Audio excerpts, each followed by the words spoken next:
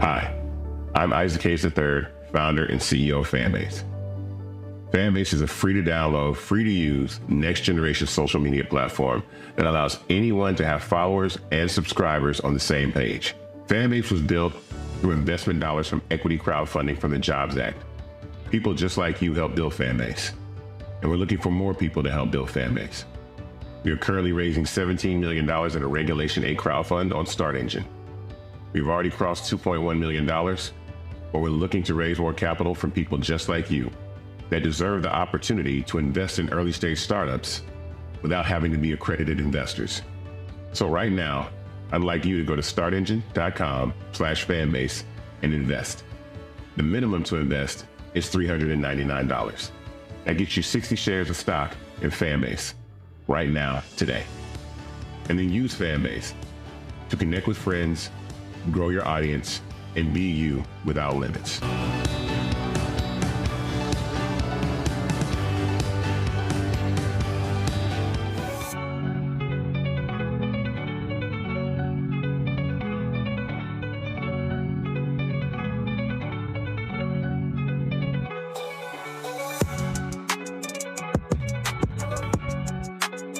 Black Star Network is here. Hold no punches. I'm real revolutionary right now. Support this man, Black Media. He makes sure that our stories are told. Thank you for being the voice of Black America, Roland. Stay black. I love y'all. All momentum we have now, we have to keep this going. The video looks phenomenal. See, this difference between Black Star Network and Black-owned media and something like CNN. You can't be Black-owned media and be scared. It's time to be smart. Bring your eyeballs home. You dig?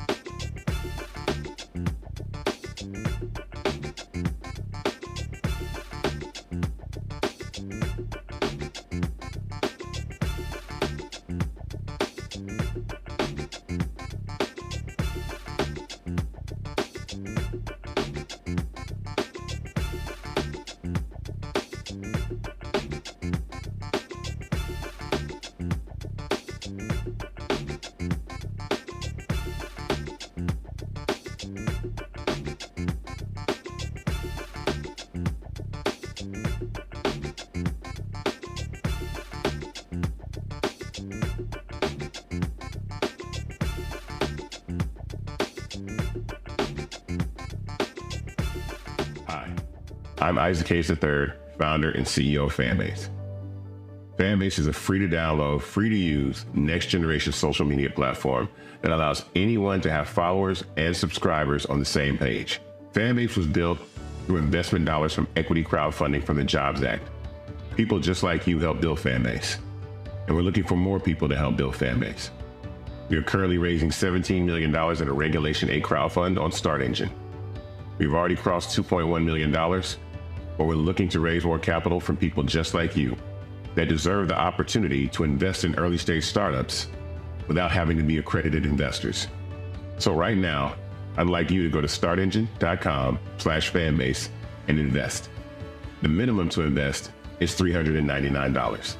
That gets you 60 shares of stock in Fanbase right now, today. And then use Fanbase to connect with friends, grow your audience, and be you without limits.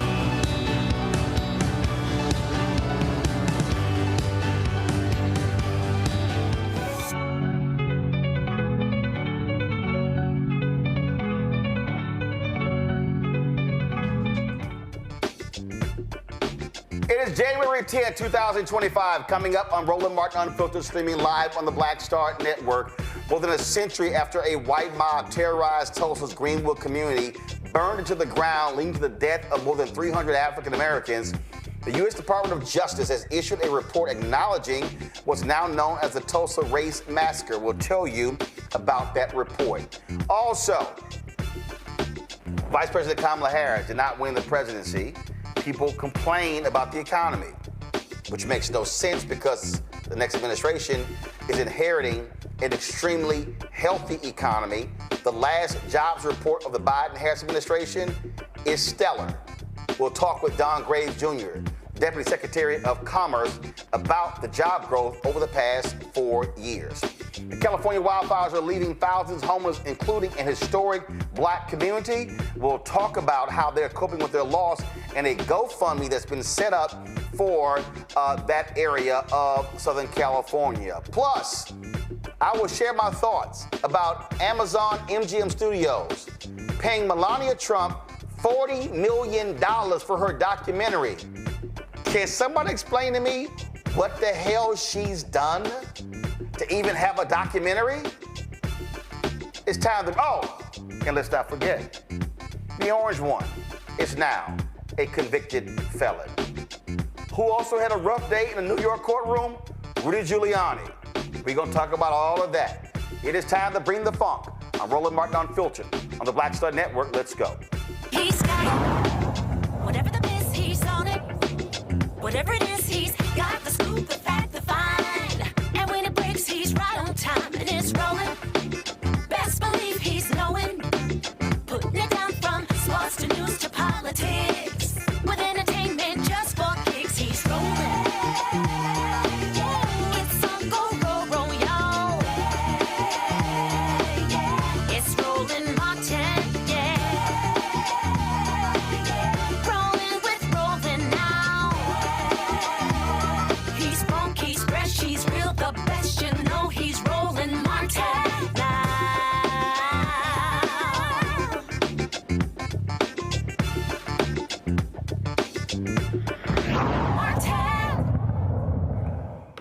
Folks, for the first time in history, a president is going to leave the White House never having a negative jobs report. Today's jobs report that dropped shows that the United States economy added 256,000 jobs in December. The overall unemployment rate ticked down to 4.1%. The Black unemployment rate dropped to 6.1%.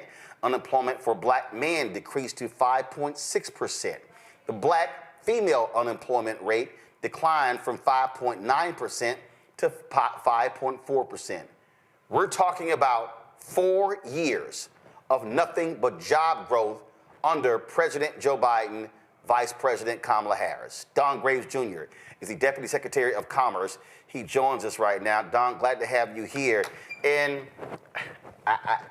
it is still baffling to me that you can have an economy that's working, an economy that recovered from COVID, an economy that was completely rebuilt, an economy that has rebounded better than any other major economy in the world, but Americans still talk about how awful things are. We'll deal with that in a second, but let's just talk about what this administration has done in order to put this country back on track after Donald Trump and Mike Pence left the economy in tatters. Well, brother, it is so good to be with you. And you are exactly right. You look at what we just announced today, Jobs Day, record growth, 256,000 new jobs. That is a huge bump in the economy and caps off nearly 17 million jobs created in the Biden-Harris administration. We've never seen this happen before. To your point, we inherited a mess. Donald Trump and his administration left us with a pandemic, reeling, essentially bleeding jobs.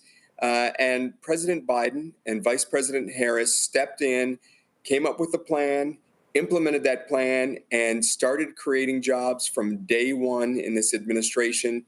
Just huge numbers, nearly 1 million new manufacturing jobs since the start of this administration, the lowest gap in unemployment between the white community and the African-American community. That's never happened before. So we're creating massive new jobs, and we're doing it in ways that are going to last. These are good-paying, family-sustaining jobs. What we've seen over the course of the last year is that incomes were up more than $4,000, more than the price of goods, more than inflation. So jobs are the wages are actually outpacing the cost of living, the inflation. What we're also seeing is that we're reducing inflation on an ongoing basis. We've seen that average hourly earnings over the course of the administration, over the course of the last year, were 3.9%, nearly 4%. So you're seeing this constant uptick in economic performance. You're seeing jobs being created, and importantly, jobs being created in our communities, in underserved communities, in communities that historically have not seen the type of lasting jobs that will sustain families. So it's been a great run, and I expect that thanks to the investments that the president and vice president have championed, these jobs will continue to be created over the coming months and years. Look, we did a whole lot on this show trying to explain to people exactly the work the Biden-Harris administration was doing. But for the folk who were stuck on Stupid Island, can you just explain literally the work that was done every single day, the bills that were passed that put us in this position? I get people, I totally understand inflation. I understand the supply chain. I mean, look, I'm looking over here at my other side of my studio, and I wanted to get some furniture for that side. I remember went to the furniture store, and I saw this nice chair. They said, sorry, Mr. Martin, that it's going to take us a minimum of 9 months to get that chair in because of supply chain difficulties. And I can go on and on and on. But it doesn't snap back immediately. This was a daily grind and a daily battle to make sure that we didn't go into a recession and this economy had to be rebuilt. Roland, that is exactly right. Day one, we were reeling from a pandemic. Supply chains across the globe were shut down. People couldn't get access to the care that they needed. They couldn't get access to the goods that they needed. Frankly, all of us were worried that we were headed into the type of recession that actually would be more like a depression. The pundits all said that it was going to take many years, maybe even more than a decade, for job recovery to happen. But the president and vice president stepped in. We got the Recovery Act passed to staunch the bleeding, to get us to a place where we could make sure that people had the resources that they need to keep food on the table, to stay in their homes, to support the small businesses all across the country that were losing money. That was the start. And then they were able to pass the bipartisan infrastructure law. This is the first time this has been done in decades, investing in the long-term infrastructure that we need to make our economy go. So the roads and the bridges, the transportation systems, the things that make our ports work, our airports as well. These were necessary investments. We hadn't done this basically since the Eisenhower administration. And everyone talked about it, including the previous administration. but President Biden and Vice President Harris were able to get it done. So you're seeing good jobs being created in every community across the country. So now that we've invested in our infrastructure, it was time to focus on those industries that are going to power our leadership for the next 20 to 30 years. So we passed the CHIPS and Science Act, focusing on making sure that we had semiconductors. The thing that no one really understood, we were the originators of the semiconductor. That's frankly why Silicon Valley is called what it is because that was where the idea of these semiconductors was first started. We lost that leadership. We weren't producing more than 12% of the world's semiconductors. What that meant is that the goods that people used every day, like their cars, the appliances in their homes, their cell phones, they couldn't get anything new because we didn't have the chips. Our supply chains were shut down. We shouldn't be in a place where our communities, our businesses are being held hostage by other countries. The president and the vice president knew about that. That's why they invested in it. And we're now investing tens of billions of dollars that will create hundreds of billions of dollars worth of economic growth and jobs all across our country so that we're building the semiconductors going forward. We also passed the Inflation Reduction Act. It is going to change our economy for the better. It's creating jobs in a whole range of new technologies like clean energy, like biotech. These are the jobs that aren't just the jobs for PhDs, for the eggheads, as some would say. These are good-paying, family-sustaining jobs. I was just out west not too long ago. I was in Colorado, where I met a company that was receiving funding. They're doing work in this industry called quantum technology. The thing that folks need to know is that quantum is going to power our computing industries for the future. But they're creating great jobs that you don't even need more than a high school degree to be able to work in the industry. In fact, the majority of the jobs that are being created out there are actually going to people who don't have a college degree. I was just in New Mexico. We invested a few $100 million in a company called Rocket Labs that's creating new semiconductors that are absolutely essential to our national security and our economic security. There's only 3 of these companies in the world, and this is the only company based in the United States. The thing that folks didn't realize, is it's a majority-minority company. It's a minority-owned company. So what that means is that we're creating good-paying jobs that folks in our communities are going to be able to take, and it's ensuring that the United States has the technology and the leadership that we need to power the future. So this is creating a new paradigm for American businesses, and it's going straight through the heart of our communities. Wages, obviously that was one of the issues as well. Actually, before I get to the wages, I want to go back to something again that I think it was driving me crazy for people who didn't get it. And that is this here. It's a fact. There were companies and industries that were taking advantage of this situation. Companies and industries that lost money during COVID, and they decided to price gouge. And that was happening. We know for a fact now, there was a trial where egg companies were actually price fixing. You got the North Carolina Attorney General right now targeting 6 landlords for colluding when it comes to jacking up rent prices. And so when people were complaining about rent being too high, groceries being too high, and inflation, there were people who were taking advantage of this to earn themselves millions and billions of dollars, and that made it even more difficult to turn this economy around. So the wins that y'all were going up against, you were going up against price gouging, you were going up against supply chain, you were going up against still dealing with COVID, because that was a reality in 2021, 22, and still present day. And through all of that, 4 consecutive years, every single month of job growth. And even if you include I don't know if you have the numbers, but even if you include the jobs, quote, lost from COVID, you still had positive job growth even with those bounce back jobs.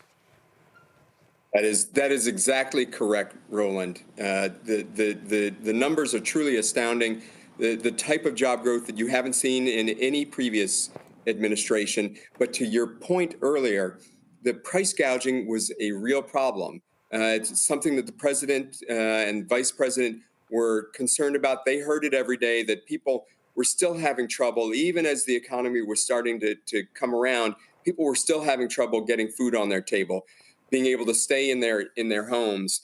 And as a result, the president made sure that the Justice Department, that the Federal Trade Commission, that a Consumer Financial Protection Bureau were using all of the tools at their disposal to prevent these companies from being able to stick it to the average consumer.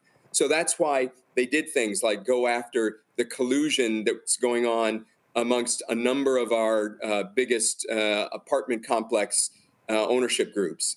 It's why they went after many of the companies within, especially the conglomerates, within the agricultural sector. It's why they went after some of the grocery chains that had jacked up the prices that were preventing people from being able to afford to get cereal.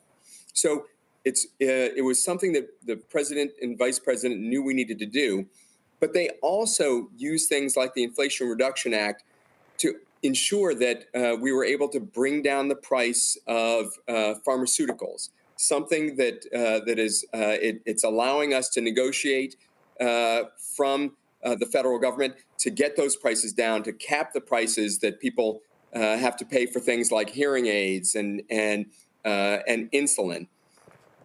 It's something that I certainly am worried about going forward, that another administration isn't going to have that same care for the average consumer.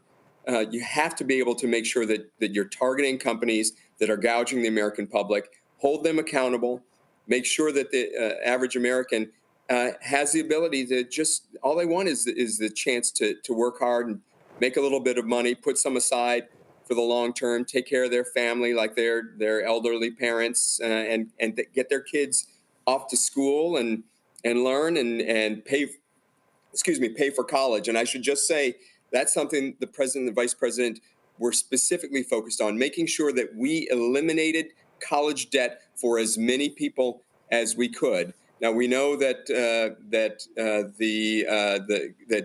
folks in Congress and the other party were not pleased about this.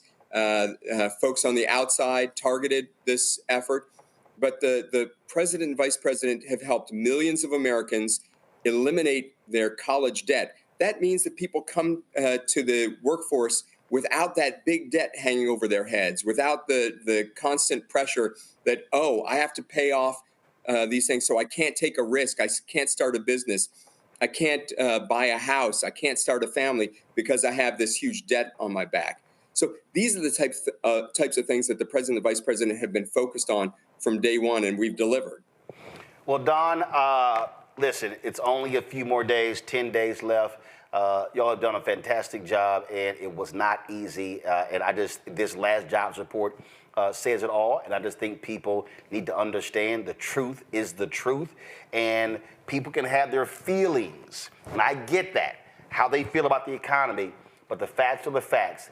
And the twice impeached, criminally convicted felon in-chief is inheriting, again, a great economy that was presented to him by Democrats.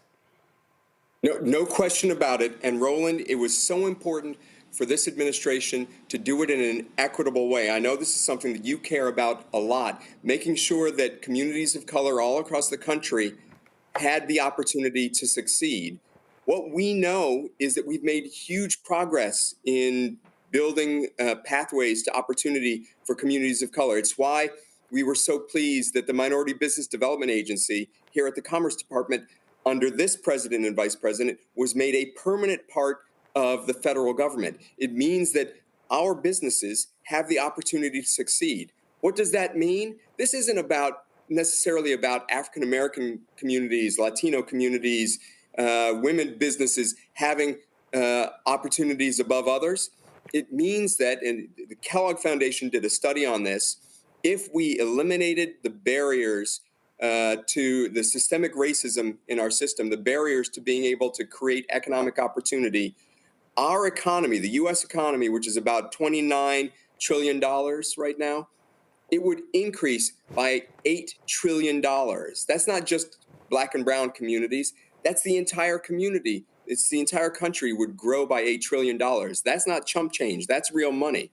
So it's why it's so important. Hopefully, the incoming administration will build on the things that we've done and will not undo everything and undermine our economy, but they'll be able to take it to the next heights. But we'll have to wait and see what the next administration does on that.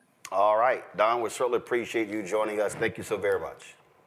Roland, thank you. Good to be with you. Thanks a bunch. I want to bring in my panel right now. Joining us for today's show, of course, we've got Nola Haynes, of course, foreign policy expert, professor at Georgetown University, and she still claims she does great gumbo, but I've yet to discover that. What? I'm sorry, you thought things were going to change in 2025? Not 2025, but damn. What? I was supposed to like wait to 2026? I'm sad. Can you let me be sad for 5 minutes, please? No. About the economy? No, we can't do it. All right. Matt Manning, a civil rights attorney out of Corpus Christi, and also Michael Imhotep, hosts African History Network show out of Detroit. So here's the thing that's crazy. So I can't find the tweet. I saw it earlier, and somebody posted. It was a graphic. They said it was two different stories.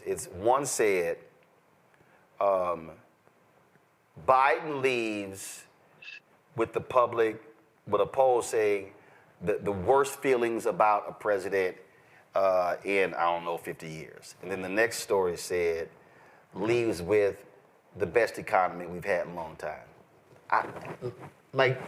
For the life of me, Nola, it is perplexing that and maybe this is what happens with Americans who don't get news from overseas. When you talk about France, Canada, Germany, Italy, Japan, China, Russia, we can go on. The G20 countries, none of those countries have rebounded with the economy like the American economy has. And this notion that, oh my God, it sucks, it's awful, it's terrible, it's all going to hell, is just nuts to me. Yeah, Reese and I, we were chatting about this very thing earlier. And so we are definitely in a time where facts do not matter. Not only do they not matter, people actively seek non-facts. You know what I mean?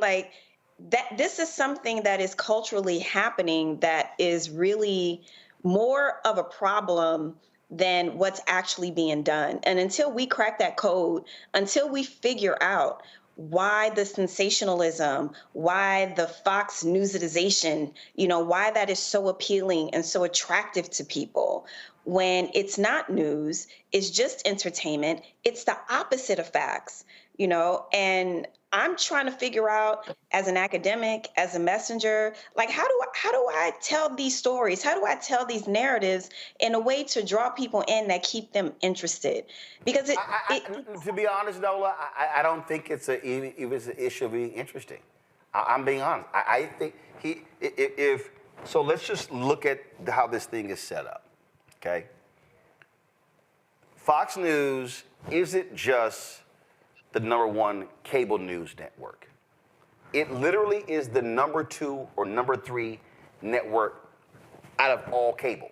Mm-hmm. Okay, so when you have an entire network that every day, every show, awful, things are going to hell, recession, every single day. Then you take conservative talk radio, and same thing. Then you take conservative digital, same thing.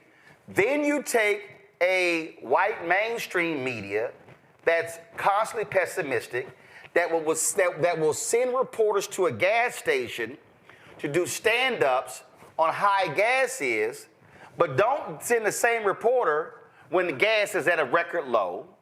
Then when you had, again, and I'll never forget, this point 4 years ago, Meta, Facebook, Amazon, Bezos, all these people, they were all prepared. Jamie Dimon, JP Morgan Chase, they were all making cuts. Recession's coming, recession's coming, recession's coming, recession's coming. And what did we hear? In January, February, March, April, May, June, July, August, September, October, November, December 2021, recession's coming, recession's coming, recession's coming. January 2022. And the entire year, recession's coming. It was this constant bombardment of, and so naturally, if all I'm getting is it sucks, it's awful, it's terrible, oh my God, what's going on? We're gonna lose it. Then that causes people to go, man, this is awful, this is terrible. And the opposite was happening.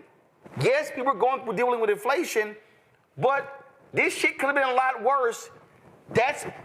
You cannot counter that when it's every day being beaten to people's heads. And there were fewer places like this who were going, what the hell are y'all talking about? That is not reality. Mm-hmm. It's a monopoly. It's a monopoly of information. And, you know, from an economic perspective, we can have outlets like this all day long. But if we aren't breaking through that monopoly, then what are we doing, right? I mean, is it that we have to be more creative and more innovative if we do not have control of the information ecosystem? How do we penetrate that information barrier? Because if we do not, the MAGA folks are going to be in power for a very long time. And I got to say, I'm very nervous about what's happening in California, that this is an opportune moment for them to slither in to power on the backs of tragedy. You know, so I'm very concerned about this information monopoly, this information ecosystem that we cannot seem to break through. And we have got to figure this out. You know, Michael, folks always say, they talk about, perception becomes reality. And it was in the wake of Vice President Kamala Harris losing to that convicted criminal, that felon, people were they were saying, well, you know, but we've got to understand and we got to talk to people. I'm sorry. How can you? What more can you do when you say, yes, to deal with the housing problem, here's my plan? He had none. To deal with inflation, we passed the Inflation Reduction Act. I saw a tweet, I'm trying to see if I can find it, where the Speaker of the House, Mike Johnson, crapped on and opposed the Inflation Reduction Act, but he's privately pushing the EPA to grant to approve. Here it is right here. Let me pull this up, because I saw this, and this is the BS that I'm talking about that's happening right here. Give me one second. This is from the Huffington Post, and so let's see here. Let me see if I got it. Here's the story. Okay, Mike Johnson seeks money from Democratic bill he called legislative malpractice. He's trying to get them to approve an environmental justice grant for his district that's funded by the Inflation Reduction Act that he called legislative malpractice. Yeah, this is typical. So a few things, Roland, and I'm glad we're having this conversation. We need to start with the premise that Americans are stupid. They have a short memory. The majority of Americans are stupid, have a short memory. They don't understand how the economy works. They don't understand law, really don't understand politics. And this is how they can be duped again by somebody like Donald Trump, who screwed up the economy the first time, who inherited an extremely healthy economy from Obama Biden, who had created 11 million jobs, 75 consecutive straight months of private sector job growth, 4.7% unemployment rate when Trump comes into office, and Americans think Trump created the economy when he inherited a great economy. Okay, this man he's the one who screwed up the response to the coronavirus pandemic, COVID. He did not use the 68-page pandemic playbook that the Obama administration used. He has so much high turnover in his administration that a lot of the people in his administration didn't even know the playbook existed. When we look at the interview he did with Time Magazine, okay, after he was named Person of the Year, in the interview, he said, well, it's very hard to bring down the prices of groceries. It's very hard to bring down, backing away from the lies he told on the campaign trail when he said, after I'm elected, they're going to come down very quickly. So Americans fall for this. So how do you address this? First of all, we have to, specifically dealing with Donald Trump, the reason why I think the 80-page written economic agenda that Vice President Kamala Harris had, which was brilliant, the reason why it didn't resonate is because they didn't destroy and dismantle Donald Trump's image on the economy. And the way you destroy it and dismantle it is, one, you have campaign ads showing all the lines, the long lines that people were in trying to get food under the Trump administration when he had the government shut down. Mm-hmm. You have to jar the consciousness. But Michael, but here's the problem though, Michael. They literally didn't even blame him for anything during COVID. Like it was as if people voted based upon 2017, 2018, and 2019, and just acted like 2020 never happened, and like the after effect of 2021 never happened. Just like, that didn't even exist. You just made my point, and I'm about to come to the next point. They should real quick, because I gotta go to this burnt orange, Negro. Showing the hospitals overran with coronavirus patients being hospitalized. Okay, and how it was the irresponsibility of the Trump administration who didn't lead on COVID-19, which caused governors like Gretchen Whitmer to have to take matters into their own hands and issue stay-at-home orders and shut down the government because of the incompetence coming from the Trump administration. So you have to show those images and remind people this was Trump's America, and the sequel to the horror movie is usually worse than the first installment of the horror movie. So Americans have a very short memory. So those are some things. That's how you deal with this, and you also have to have a rapid response to deal with disinformation. So Matt, here's the deal. Again, folks, all these people can say, "Oh my God, Biden was horrible and terrible." Facts are facts. No president has had the 4 years when it came to the economy that he did. You know what? And if folks can walk around saying, "Oh my God, this is bad, horrible," go right ahead. But it could have been a hell of a lot worse. Yeah, and I think, Nola and Michael have hit the nail on the head. I think Nola was really going somewhere with something. I want to take the ball a little further down the field. It's not only that people don't know how to discern what are facts and opinions. It's we've validated the idea that people are allowed to have alternative facts, right? Like we have objective facts, but people won't accept those objective facts and they adopt whatever confirms their biases, right? And that's the real problem that we have, is this idea that people can just overlook facts and choose their own facts. Let me give you a corollary to that.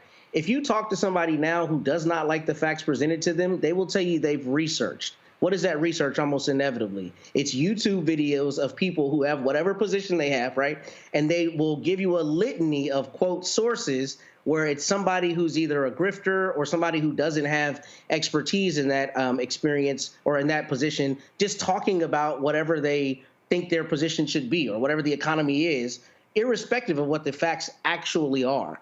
And the reason we have that issue is Michael's also right. People are not intelligent. They don't read deeply, especially when it gets to complex issues. So one of the ways we have to dismantle that, to use Michael's terminology, is we have to just repudiate the idea that you can deviate from whatever an objective fact is. If we have a fact point that X number of jobs were created in this economy, then that is the fact. It's incontrovertible. Whether you like that fact or dislike that fact, you can have an opinion on it, but you can't have a different fact. And we as a society have allowed a conversation of alternative facts that makes it such that we're in bizarro world. That's why on this very show, we've talked about how The Atlantic ran an article that said the economy's great. Why do people think it's bad? And that's because they've adopted alternative facts that are really confirmation bias. Also, Happy New Year, brother. We're going to get that dub tonight. Oh, y'all getting y'all ass whooped tonight. I'm just letting you know. So Ohio State about to whoop y'all ass. So just letting you know that. So also, happy Founders Day to Phi Beta Sigma Fraternity Incorporated. 111 Founders Day. That's crazy. January 9th. I need to get that in. Here we go. Starting early. Like literally nobody talks about that day. Ooh, I am Switzerland. Yes, we do. Oh, come on, man. Come on. Nobody. I need to get that in. Blue Fire Gold Model. Y'all got like 25, 30,000 members or whatever. I mean, nice little group. Nice little group. So, nice, cute little group. But no. Let me just remind you, that's a real fraternity right there. Oh, don't make me pull that down. Don't make me pull that down. They're all real fraternity. No, that's one fraternity, the rest are youth groups. All right, y'all. Oh, no. I'm going to go to a quick break. See, you should have brought that shit up. See? Okay, same thing. And Matt, you should have worn that big-ass, bright-ass Halloween jersey you got on right now. Don't worry about it. You're playing right now. Don't worry about it. You won't be wearing it tomorrow. All right, y'all. Got to go to a break. We come back. Tulsa Race Riot. DOJ releases a report about that. Oh, guess who is a convicted felon? It's now official. Ooh, he big mad too. Whatever. And ooh, a judge lights into Rudy Giuliani's ass. I'm here for all of the pettiness. You're watching Roland Martin Unfiltered on the Black Star Network. Now streaming on the Black Star Network.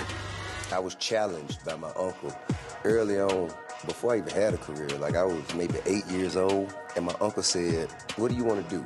And I told him I wanted to be a rapper. And he said, "Okay, well, I don't know anything about the music business, so what you should do is learn everything there is to know about the music business, and I'll make sure that you have the resources to push you through." And so I went and bought books, All You Need to Know About the Music Business, hit me in. I just went and bought a bunch of books and just started reading as a 10-year-old, just reading. And so I learned, all things licensing, mechanical rights. I learned about publishing, learned about how composition is broke up into two pieces, the writer's portion and the producer's portion. But by the time I actually learned, I came back and I was ready to okay, I got it. He was going to prison. So I had all this information. All this knowledge. All this knowledge. You like, well, what I'm going to do with it now?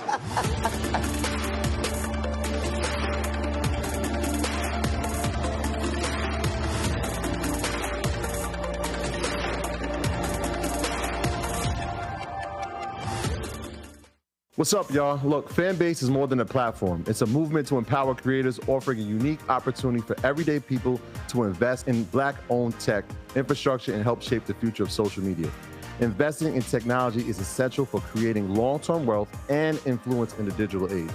The Black community must not only consume tech, we must own it. Discover how equity crowdfunding can serve as a powerful tool for funding Black businesses, allowing entrepreneurs to raise capital directly through their community through the Jobs Act.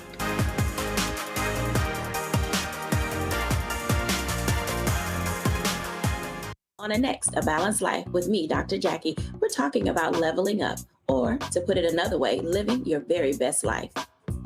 How to take a bold step forward that'll rock your world. Leveling up is different for everybody. I think we fall into this trap, which often gets us stuck because we're looking at someone else's level up journey, what leveling up means to them.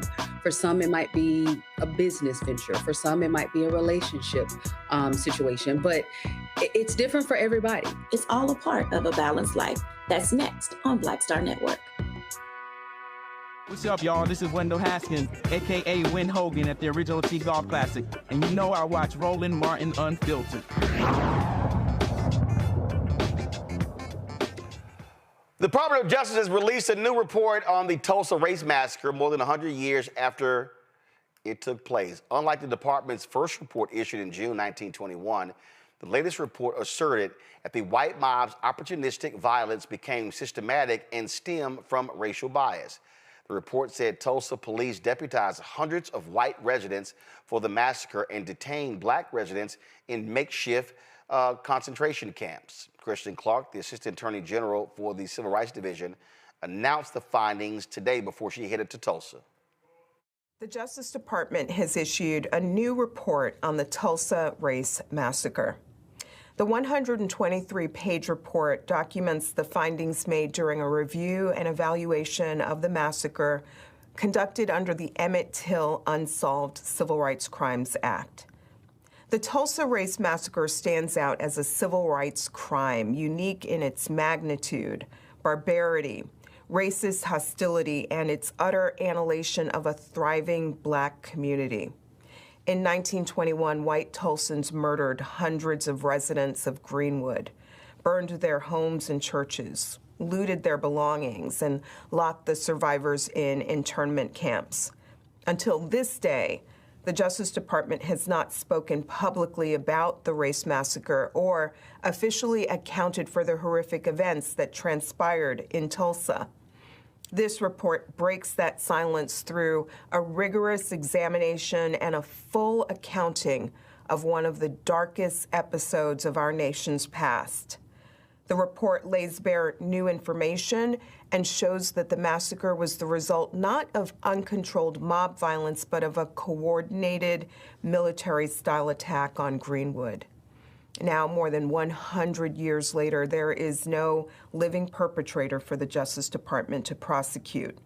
But the historical reckoning for the massacre continues.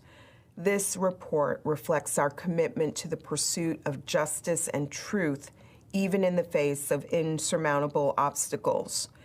We issue this report in recognition of the courageous survivors who continue to share their testimonies, in acknowledgement of those who tragically lost their lives, and with appreciation for other affected individuals and advocates who collectively push us to never forget this tragic chapter of American history. Folks, the report does identify by name some of the alleged lead perpetrators of the massacre. These include Claude Yellowhammer Cranfield, a suspect in a previous lynching of a black man, and Tulsa Police Captain George Blaine, a hardware store owner accused of breaking in and dealing out arms. Matt, I want to go to you. DOJ's scope here is limited. It's not like DOJ could say, oh, here you go, we can now award reparations. But at least having an official account of this is critically important. And hopefully, you've got a new mayor in Tulsa. Hopefully, this will give the survivors and the Justice for Greenwood group, more ammunition to pressure the city and the state of Oklahoma to do right by black folks in Tulsa. Yeah, I mean, I like the idea of there being recognition. I like the idea of there being a report, but I think it's more ornamental than it is substantive. And that's the sad reality with this kind of thing, because one, as you've already mentioned, what I was thinking when I was listening to the segment, the first part of this, is there's not going to be any reparations. And the fact is, Brother Simmons and his team with Justice for Greenwood brought one of the most brilliant lawsuits I have ever seen in framing this as an ongoing nuisance when you have survivors. And you know what's problematic about this is we have precedent in the law where state legislatures and maybe the feds as well have found ways to change statutes of limitations, particularly in the sexual assault space, to allow survivors to bring claims long after their statute of limitations would have otherwise run.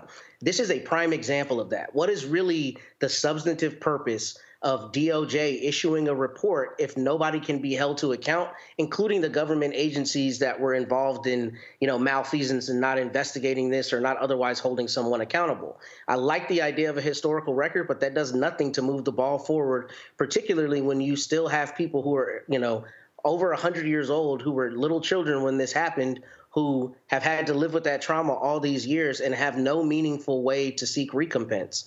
Until that happens, this to me is a Pyrrhic victory.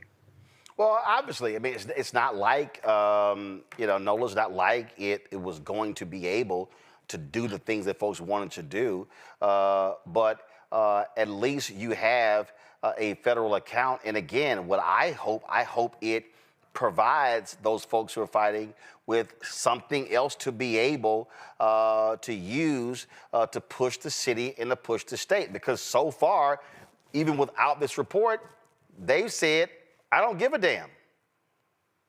Right. I feel a lot of ways about this. There's a part of me that's kind of sick and tired of this, of symbolism, especially when it comes to us, especially when it comes to our history in this country. And then as an educator, as an academic, I am incredibly worried about what is going to happen to facts, to stories and narratives like this. What is going to happen to Black history over the course of the next, 4 years as education completely gets dismantled and reconstructed in a way that will push more alternative facts.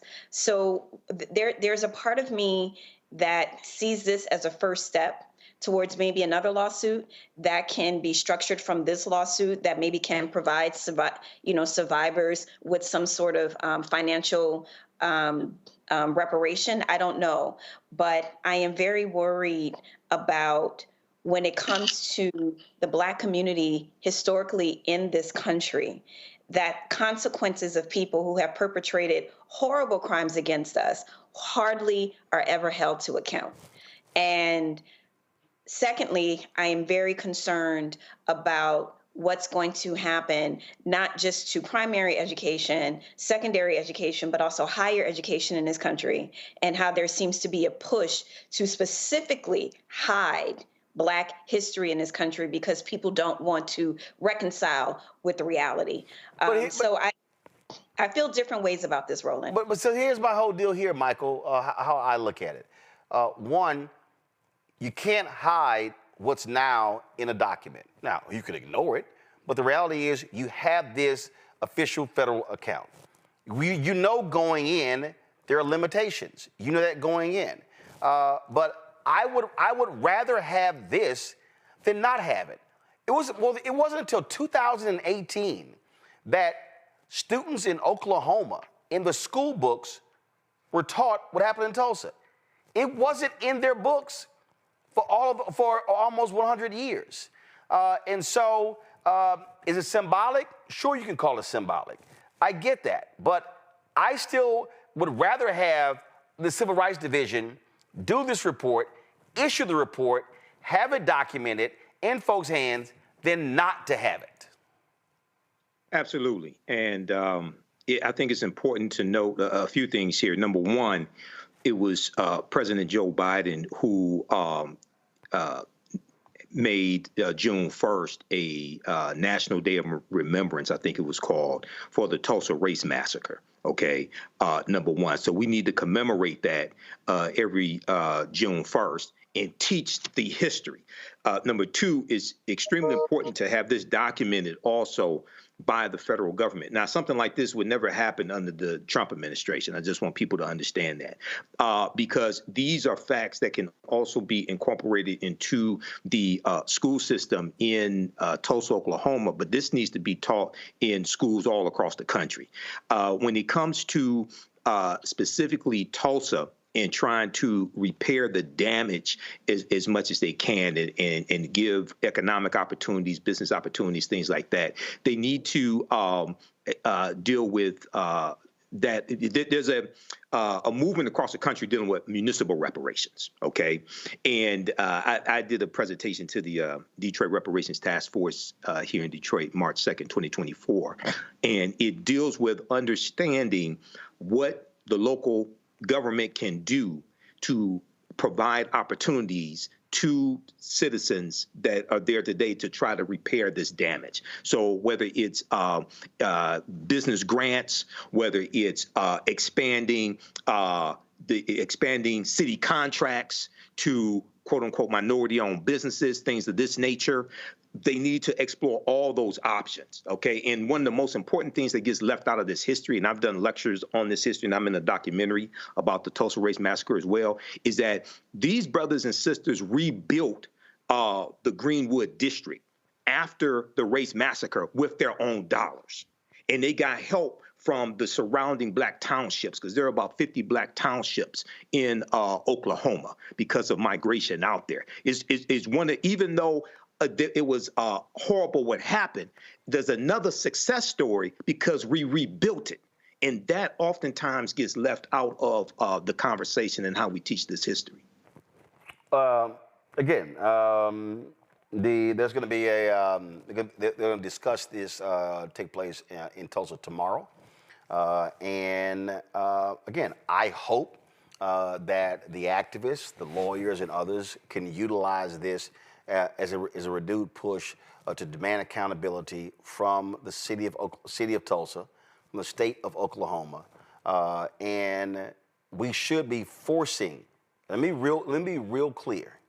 I believe that we as African Americans should be forcing every city, every state, and the federal government to have an official count of all of the massacres that impacted our people. And if anyone calls them superficial, symbolic, I don't care, because the history needs to be documented. And the problem that we've always had, this country has conveniently ignored it.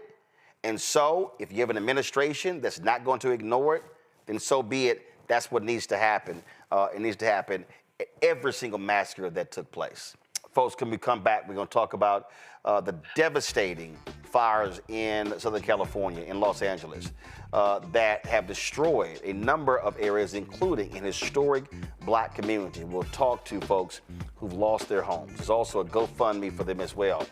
And we're going to talk about the orange one. Oh, I wish his ass was in an orange jumpsuit. We're going to talk about what took place today at his sentencing. Also, Rudy Giuliani, breaking news, held in contempt for a second time. Man, please just throw that punk ass in jail. And Amazon costs up $40 million for a documentary about Melania Trump. What the hell has she done? I'm going to also share with y'all some movies that had a smaller budget than what they given Plastic Woman. Folks, support Roland Martin Unfiltered, the Black Star Network, by joining our Brina Funk fan club. The goal is to get 20,000 of our fans contributing on average $50 each over the course of a year, which comes out to $4.19 a month, 13 cents a day. Our goal, of course, is to cover the stories other people are not going to talk about.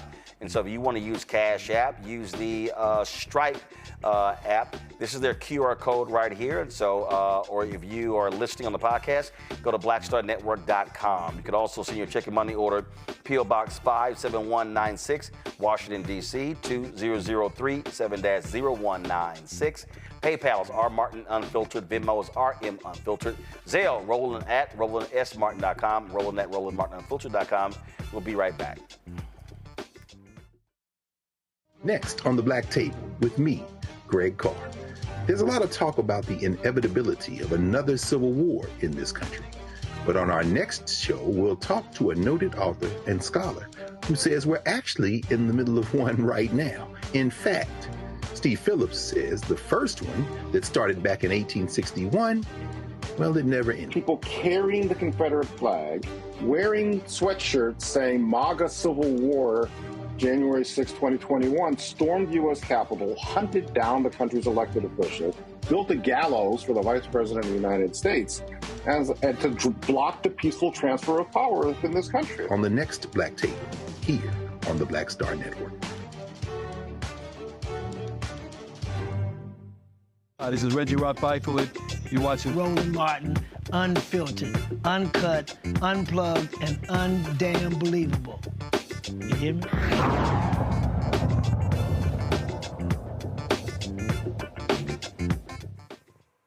Folks, the battle continues in the Los Angeles area to get control of the thousands and thousands of acres of land that has been burned. And it's not just land, folks. The homes of so many people have been completely and utterly destroyed. Homes, businesses, you name it, whole neighborhoods, areas completely destroyed. You see the devastation right here. We're talking about the life savings, the personal savings of people who have lived in these homes for 20, 30, 40, 50 years. A lot of the attention has been focused on celebrities, but there are a lot of regular, ordinary folk, working class folk, who have lost their homes. Dozens of communities have been under a mandatory evacuation order in Southern California, with evacuation warnings affecting dozens more as crews continue battling these blazes that have destroyed Pacific Palisades, Malibu, and other areas. 10 people have died in these fires. My next guest family has lost several homes. Danielle Gray joins us right now. And Danielle, certainly sorry. First of all, you're Nola's cousin. We were talking last night. She reached out to me. I'm glad to have you here, and certainly sorry for your loss and those of your family members.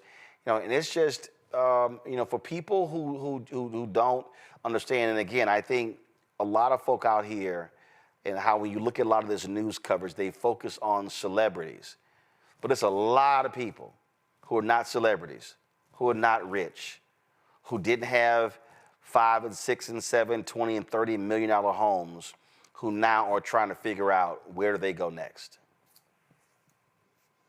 That's true. That's true. My parents worked really, really hard for everything that they had, and just like that, it's all gone. It burned down to the ground. It's all gone. When did first of all, where exactly were your parents' home? Where was it? They lived in Altadena, so their home. If for folks who don't know what Altadena is, explain what Altadena is. So Altadena is the foothills right above Pasadena, California. So it's kind of like at the top of the mountain, and my parents lived on a private road where there were like 13 houses, and 11 of them are gone. 11 of the 13 are gone. They're gone. That's my parents' home right there. That's their home. When did it all start? Because this moved extremely quickly. Well, it started, their power was turned off at 2 p.m. Today's Friday. On Wednesday. That's their home. Wow. Oh, my God. And so they turned the power off at 2. And they said the fire was on the east of Altadena, and that it wasn't coming their way. So that was at 2 p.m. So they were without communication from 2 p.m. all the way until the end. But at about 3 a.m. in the morning, they heard someone on a bullhorn saying, "You need to get out, and get out now." And when they woke up, they looked out the back door, and the fire was in the backyard. Wow. And that's the thing that, I mean, you've got people out here, folk who ain't even from California, folk who don't even know anything about wildfires, who have no experience whatsoever when it comes to forest management, blaming the governor, blaming the mayor. Oh my God, where's the water? And I was seeing other experts yesterday who said that you had 100-mile-an-hour winds. You had, and first of all, you said the power was cut off. So explain to people why the power was cut off. Wasn't it because of the winds? They were afraid that the winds were going to snap the power lines and that was going to spark fires? Absolutely, that is correct. So the winds were very extreme, and they were ferocious, and they were It was very windy up there. When I spoke to my parents, it was super windy. And so they were, they were battling that situation. And then, so that's why they initially cut the power off. Yeah, I'm just, and at the end of the day, when that fire hit at 3 a.m. and it was in their backyard, it moved very quickly. It took the entire street almost out. I mean, were they able to, obviously, were they able to grab anything, to try to salvage anything? Nothing. Wow. They only had the clothes on their back, the shoes on their feet, and that's the only thing they were able to take. They were able to take their IDs, and that's it. I mean, everything else is. How long do they live there? 50 years. 50 years. 50 years. We'll bring Nola in here. Nola, one of the things that you said to me last night was, this is like going through Hurricane Katrina all over again. Yeah. I get chills like every time I think about it, because it's the exact same situation in Katrina. You had to get out quickly and you weren't able to take anything with you. And my aunt and uncle's home is where a lot of our family evacuated to, including our grandmother. This was our stability. This was our safety. California, Altadena, Redondo Beach, where we had set up, where we were all living in Hollywood. And yesterday, the past few days, all that was upended. And in one lifetime, our family has seen Katrina, and now this, where we brought the few memories, that people were able to salvage for Katrina, the photos or whatever. Like, you should see us sharing the same photos, because so many of our memories are gone. It's complete devastation. Danielle, there's a lot of blame happening. And a friend of mine who's from California, we were in a group chat, and the question was asked, I don't understand how the homes in Malibu, which are on the beach, how did they burn and water wasn't used in the ocean? My response was, you can't send planes up with 100-mile-an-hour winds. It's the equivalent of a hurricane. And I think that's just one of the things that, like, when you start in a very calm way trying to walk people through, to explain to them what a natural disaster is, it's like, you can run around trying to blame folk, but you've had, in that area, 8 months of virtually no rain, extremely dry. And a lot of experts have said that this catastrophe was waiting to happen, that firefighters always feared that when the winds went above 50, 60, 70 miles an hour, there was nothing that they could do. Had your parents dealt with fires in the past? Yes, absolutely. We've dealt with many fires in the past, and nothing like this. It has not affected us in a way to where we actually had to evacuate and get out so quickly. And what was so different, for people who aren't there, what was so different about this time than previous times? Well, I would have to say that the fact that they were not able to get the resources that they needed because of the winds. They couldn't get the helicopters up there. I'm not sure what happened on the ground level, because there was no water. When we went up to our house on Wednesday afternoon, it was still on fire. We drove through Altadena, my community. So many houses were still actively burning, and there was no water. The fire department was not present. So I'm not sure why on the ground level, once the winds did stop, why that didn't take place. I'm not sure why it didn't happen. Well, as I look at several things, first of all, you have officials talking about how they are making progress in getting these fires under control. You also have some smaller fires that have broken out, and officials have actually said that more than likely that's arson. So even in a time like this, you've got yahoos who do stupid stuff who actually contribute to this. And I saw another piece that said that I think Manhattan is something like, I forgot, the story was like in Manhattan is 11 or 12,000 acres. And they said in this case, the acreage that fire has consumed is upwards of 17,000. So they said, so imagine if all of Manhattan and a few more thousand acres were completely burned. That's how massive this is. Absolutely. My aunt's house is on Pine Avenue in Altadena, California, and the entire block, her entire block is burned down. There's blocks and blocks where both sides of the street is completely burned down to the ground. My junior high school is burned down to the ground. All of the stores, it looks like a war zone. It looks like we were bombed.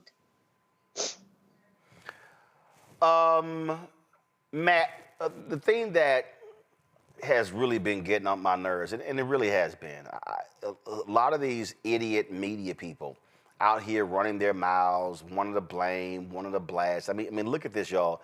This video here, they are literally driving through fire. Like you watch movies. Mm-hmm. You watch movies. Excuse me. You watch movies and you see that this ain't a movie. This is absolutely real life. And the thing that's really been, again, getting on my nerves are the folks who are yelling and screaming. You had first false reports saying the fire department budget was cut. You've had people who saying, well, water tanks were empty. But here's one of the other things is that, and Danielle, correct me if I'm wrong, normally wildfires start June to July and go through October. Yep. Y'all aren't used to dealing with wildfires in January. That is correct, right? So, and normally around this time we've had some rain, a little bit at least, and California unfortunately just hasn't had any rain, and it's very dry. And so I assume that would contribute to some of the, the way that the fire spread. I mean, it spread quickly. I mean, very quickly. Like it just, I don't know. Like it seems like it became an accelerant to the fire. I'm not sure. It's crazy. Matt, this was today's Los Angeles Times. Everything is burned down. It said over 6,000 structures lost in devastating firestorm. That number has now gone up to 9,000. But it is really getting on my nerves, Matt. Listen to these people yell and scream and trying to place blame. You've got people like, oh, it's the Democrats' fault. Well, the Republicans didn't pass this here. It's a natural damn disaster. And for the people who keep yelling, you cannot send planes and helicopters up when winds are blowing 100 miles an hour. You can't. And when you're talking about thousands of acres, water hoses are limited. You literally need to have blanket drops from the air when you're talking several thousand acres. Go ahead, Matt. Well, first, I want to express the utmost sympathy to you and your family, Danielle. I'll keep you in my thoughts and my prayers, and God willing, you find some kind of peace as soon as possible as you start to rebuild. But yeah, Roland, people are going to say things because they want to say something, right? Because this is a topic du jour, understandably. And we've talked about it. People have alternative facts. There's also no bottom these days. There's just no standard of decency where you don't speak on things that aren't true and you don't do anything beyond provide a kind word in a horribly tragic situation like this. One thing that I wanted to mention, though, is in reading one of the articles about this, I saw that Southern California Edison filed kind of a preliminary report that they may have a belief that some of their equipment may have contributed to this. And one of the things that I'm really interested in seeing that I hope the state of California or maybe even the feds find a way to get involved is that if that company is involved or there are companies involved, I hope that they are able to hold them accountable, because a lot of times public utilities have very, very strong immunities. I actually had a case where a person's house was burned down, an electric utility was involved, and it was very hard for us to hold them accountable because they have so many protections. So I say that to say, if this is something beyond truly just an act of God, if you will, I'm hoping that those people are held accountable, those companies are held accountable, particularly because I read that a great number of people there lost insurance coverage right before this. And insurance companies are already going to do everything they can to not pay meritorious claims, let alone claims where there are questions about coverage. So this is going to be a tragic situation all around. But hopefully, if Southern California Edison or other companies are actually partly to blame for this, the California legislature will find a way to let people hold them accountable. To the point that Matt just raised here, Michael, go to my iPad. This is the Washington Post. Dozens of homes in the Altadena area, including some near Eaton Canyon, still had power when the Eaton fire sparked near a large transmission tower and distributed pole around 6:15 Tuesday. The fact that electricity was moving along transmission lines between Eaton Canyon's hillside and nearby homes at a time of high wildfire risk raises safety concerns, according to two experts interviewed Thursday. It has become routine for utilities in California to shut off power during red flag events when weather conditions pose the risk of winds downing electrical lines that could ignite vegetation. And again, those Santa Ana winds came roaring in. And look, I've seen some video that looked like a hurricane that I've actually lived through. And so this is why I would really like a bunch of people with platforms to just shut the hell up and stop trying to find somebody to blame, when right now they are trying to put out fires, trying to recover body. People are trying to find places to live. They only have the clothes on their back. And so it's just, I wish some people would just shut up, especially a lot of media people. Just shut up. Michael, go ahead. Michael, you're on mute. Oh, no, I'm not. Go ahead. Mute. Now Can you hear me? Now go. Okay. A lot of media people, a lot of disinformation agents, a lot of people blaming DEI for this, like Scott Jennings on CNN, and Representative Jasmine Crockett had to chin check him on that a couple nights ago. So yeah, you have all this taking place. You have Donald Trump calling for Governor Newsom to resign, and the traitor-in-chief and 34-time convicted felon is not providing any comfort or empathy for the victims either. And at the same time, you know, I'm really concerned about these reports about insurance companies canceling fire insurance policies for victims there in California as well. So this is a huge catastrophe. And what I'm hearing from a lot of experts is that a contributing factor to this is climate change. Okay. And then you have those that deny climate change is happening. So first and foremost, you have to put out the fires, help the victims, things of this nature. My condolences to you, Danielle, and your family. This is a huge tragedy. And then we have to find out how this happened, how to keep it from happening again. But one of the things that I'm wondering is with insurance companies canceling these policies, is it possible in the future that we can have some type of government type fire insurance, just like you have the Affordable Health Care Act and government sponsored healthcare plans? Is that possible to have government sponsored fire insurance for homeowners? Right. Well, that's obviously up to the policymakers there. This is there was a news conference today, and this is what President Joe Biden had to say about the role the federal government is going to play with paying for a number of things regarding this wildfire. Listen right now. This morning, due to the magnitude of the disaster, I was talking with the governor. He requested if I could increase the federal funding that was authorized under this legislation from 75% to 90%. We're increasing it to 100% of all the costs to be covered by the federal government for both the fire management systems grants and the elements of what they call the disaster declaration. So today I'm announcing that the federal government will cover 100% of the cost for 180 days. This is going to pay for things like debris and hazard material removal, temporary shelters, first responders' salaries, and all necessary measures to protect life and property. And folks, I want to underscore, I told the governor and local officials, spare no expense to do what they need to do and contain these fires. And because, of course, there's the inauguration in 10 days, and you have the twice impeached, criminally convicted felon who is going to be coming to the Oval Office, and he has a history of having disdain for Democrats in California. So this is to protect the state, to ensure they get those funds. I want to bring in another California family seeking help, the Jones family. Adonis, Denise, and Rochelle, they're also from Altadena. Their home has been in the family for generations. Denise's mother bought it as a young woman.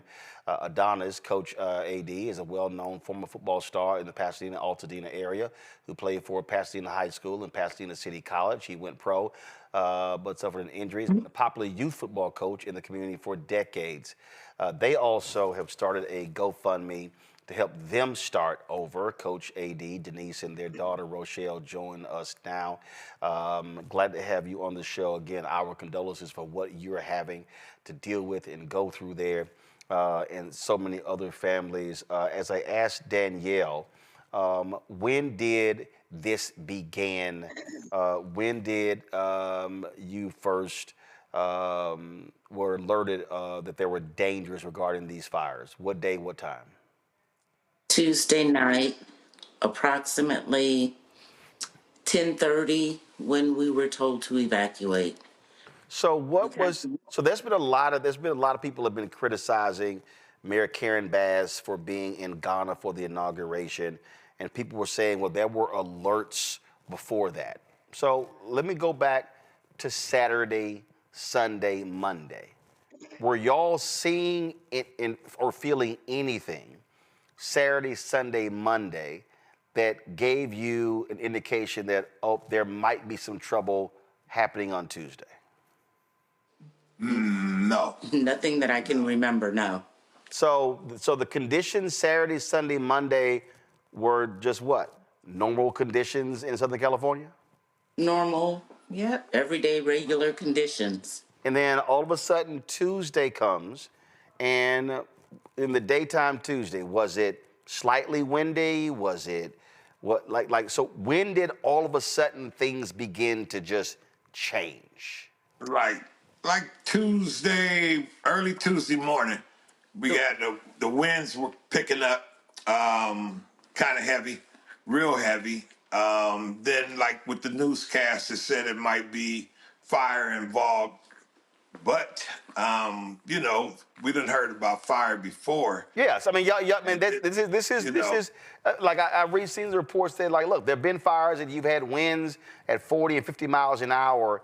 Can you remember a time of Santa Ana winds 100 plus miles an hour, gusting that hard and heavy? Not in my lifetime. No, not that I can think of, no. Nothing that heavy. So from a wind standpoint, y'all had never experienced anything like this.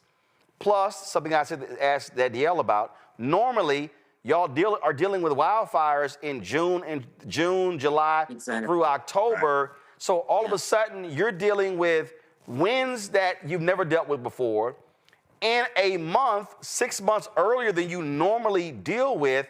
And so for the average person, you simply are not expecting this to happen in January.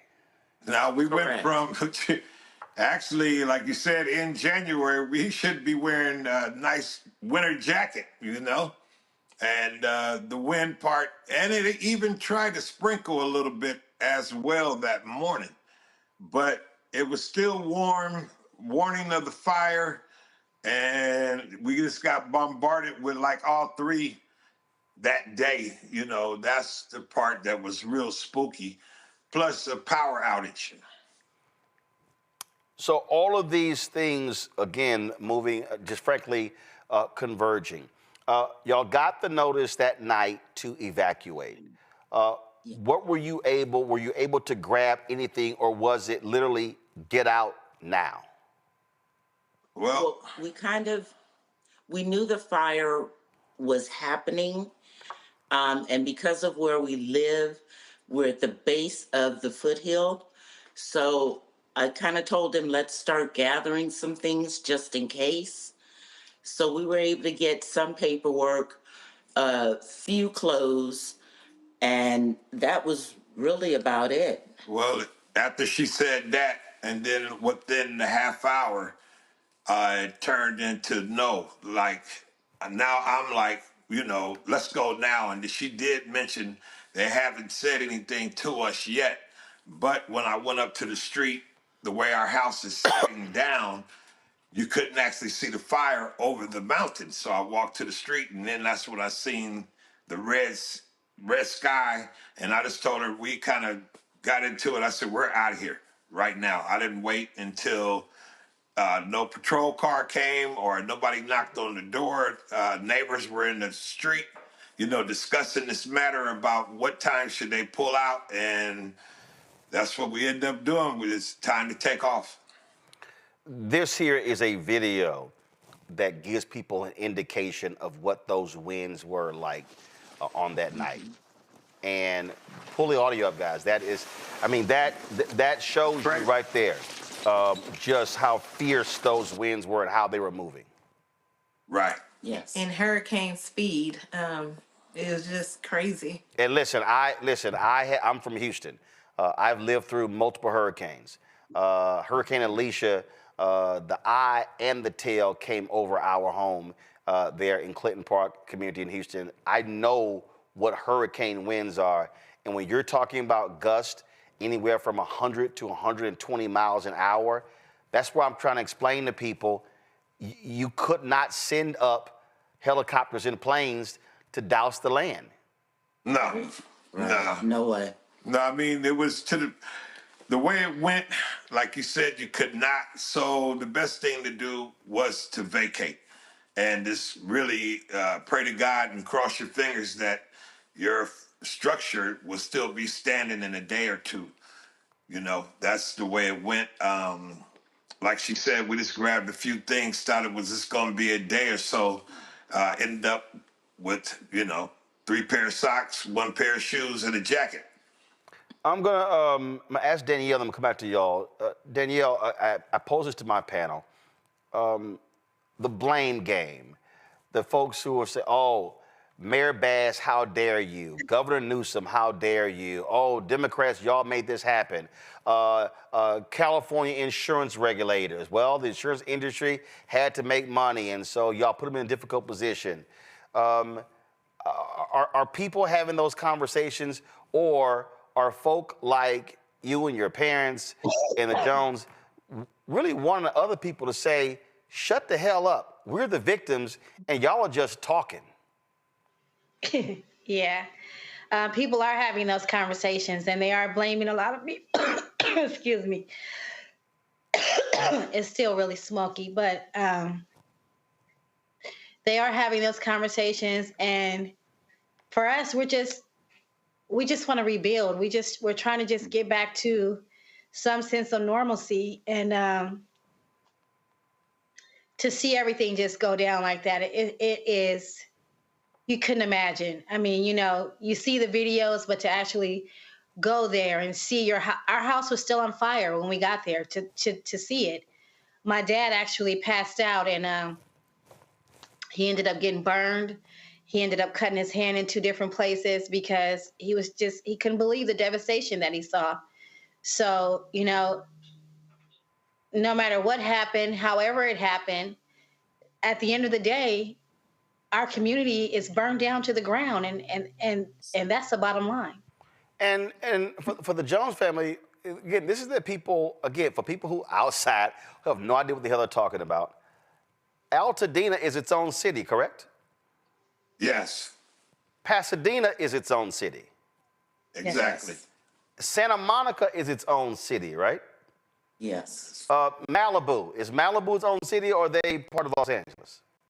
No, that's their own city. So they're not a part of our family. So, but all of these people again who are pontificating don't even understand that you're talking about literally municipalities that are individual municipalities. So it's not like this is all Los Angeles and all of that. And so that to me also again is also why I wish folks would just shut up.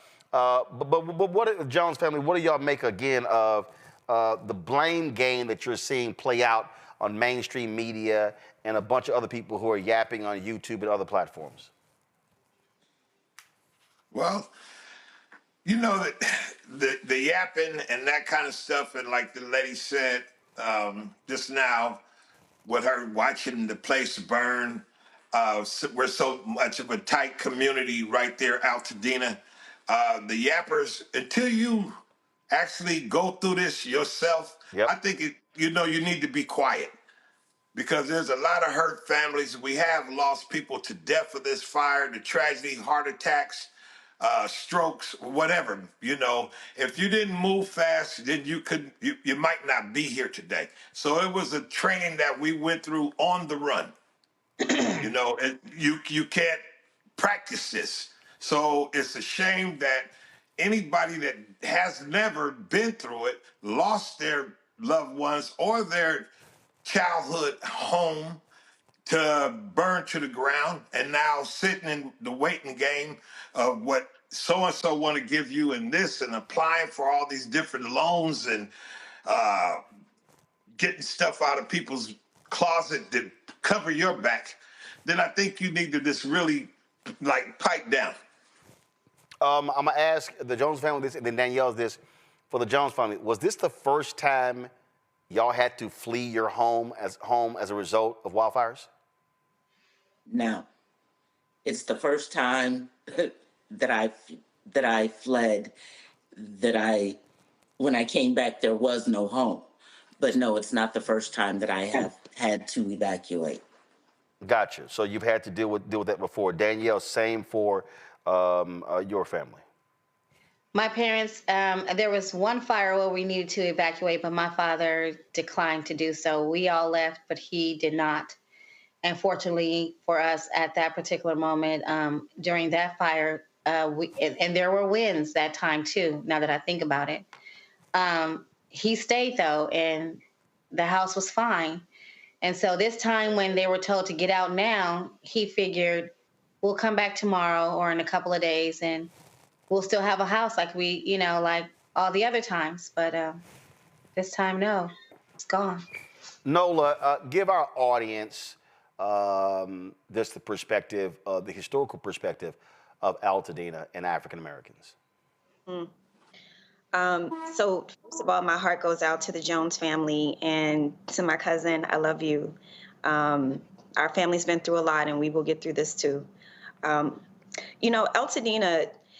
So, a lot of people talk about Pasadena, and when they talk about Pasadena, they're typically talking about the Rose Parade. I went to high school in Pasadena, so I spent a lot of time and a lot of years there. In many ways, I guess the second part of my life, I grew up there. And Altadena always had this pride of place within a Black community because it was always this affluent Black area, but not the type of affluency that necessarily comes from everybody in the entertainment industry. Another huge misconception about everybody who may have property in California, that somehow you have to be adjacent to the entertainment industry. We're talking about families that work those good old 30-year jobs, those good old government jobs. My Uncle Roland, my cousin's dad, He got a great name. Oh, anyway, Roland. Anyway, the other Uncle Roland,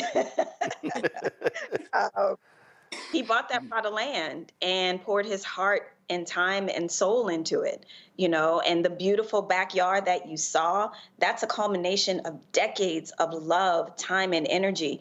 And you roll through Altadena as a Black person, and there's this sense of pride that you feel because you know all these Black people own these beautiful homes and they pass them down generation after generation.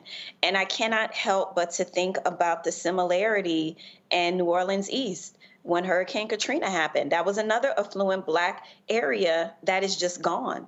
And so the things that I'm concerned about, what I saw that happened during Hurricane Katrina, first of all, there are going to be insurance issues. There are going to be loopholes. You know, did you have this type of insurance? I mean, there was a family in Katrina that the insurance companies contested. They didn't have insurance to cover the second floor of their home, flood insurance. So there's going to be all this stuff you're going to have to deal with. And then there's going to be people seeing opportunity, wanting to come in and buy land from people cheaply because they're vulnerable and they're desperate and they're hurting. So you're going to see that.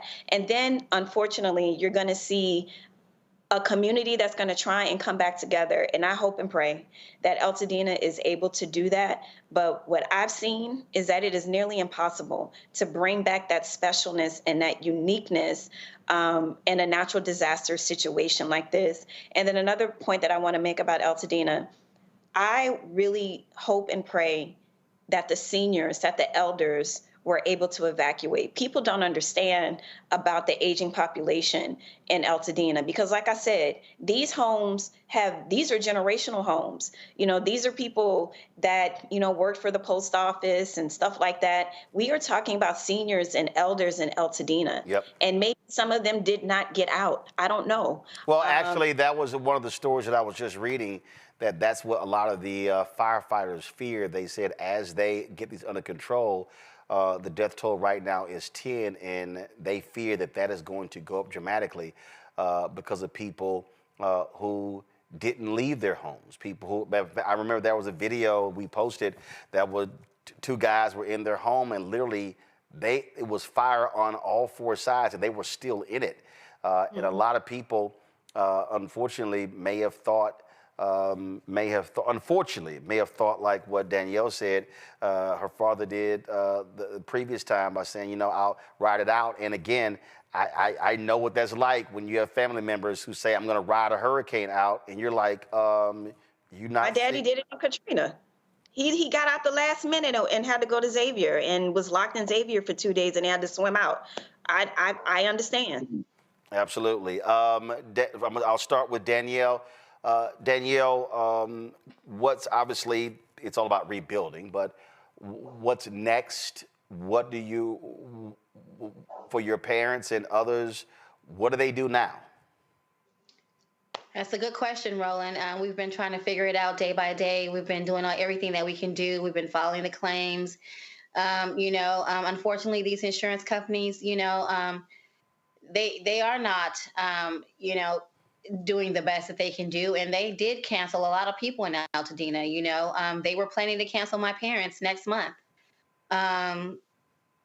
Or where they were up for renewal and they were saying they didn't think that they were going to renew the policy, so the insurance is going to be an issue for a lot of people. Fortunately for my parents, it's not going to be an issue, but they are still trying to, lowball my parents, and they're not trying to give the proper value. So that's a fight that we're going to have to fight. And I just hope that other residents in our community will stand firm and stand tall and fight and fight to the end and get what they actually deserve. They worked hard for it. And so I just pray that they don't walk away and they don't give in, and that we, as hard as it may be, we rebuild so that we can continue to be there. And, Altadena is a great place to be. And I want to see Altadena come back to life. And I just hope that everyone has the wheelhouse and has the will just to stay and fight and just rebuild and just stay in our community and build it back up. Jones family, where are you now? What's next for you? Rebuild. We're going to. I have been in contact with numerous of families, homeowners or whatever, so we may say, and we have been chatting. about staying strong, like she said, sticking around. We're not going nowhere, and we're ready for the fight. Far as insurance purposes, you know, what they want to lowball or whatever. Our guns are loaded, and we're ready to go. Pull up the GoFundMe for the Jones family, please. They have posted this. If you go to YouTube, it says help Adonis, Coach AD, and Denise Jones rebuild after the fire. And so if you go to GoFundMe, you'll actually see that there. Also, you had a couple of major black law firms, attorney James Bryant, Rodney Diggs, Brian Dunn, Rod Davis, along with activist Jasmine Koenig. They also have a GoFundMe called LA Fires, the impacted black community urgently needs help. And so that is it right here. They have a targeted goal of $55,000, $9,500 has been raised. The amount for the Jones family, I don't have that one up, so y'all, but folks, please do what you can to assist this family, to assist these families. Danielle, do y'all have a specific one, or Yeah. what is yours? Ebony has it. Nola has it. Give me the name so I can search it, then pull it up. Oh, it's Kristen's C. So Kristen is CRISTIN apostrophe S, and then it says Kristen's grandparents.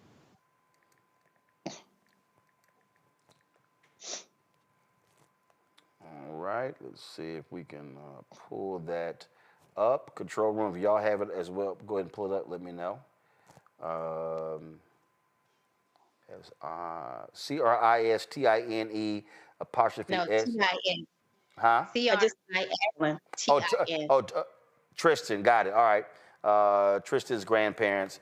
So, guys, if y'all could pull that up. But again, we want our audience to assist.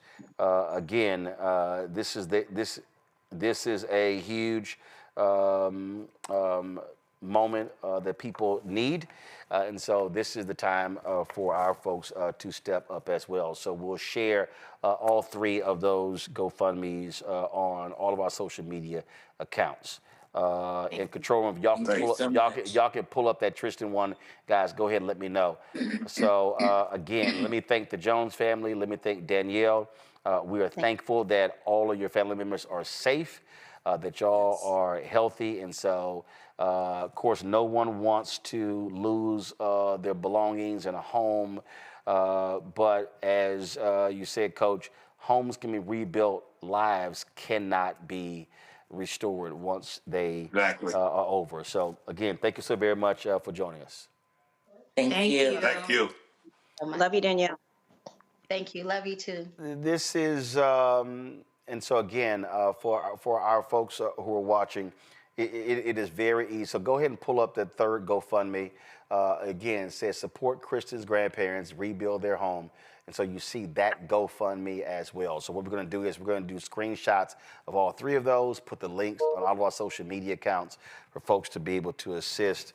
And so again, I just really hope in moments like this, there are a lot of people out there who are pontificating, who are running their mouths, who are complaining, and who are calling folks out.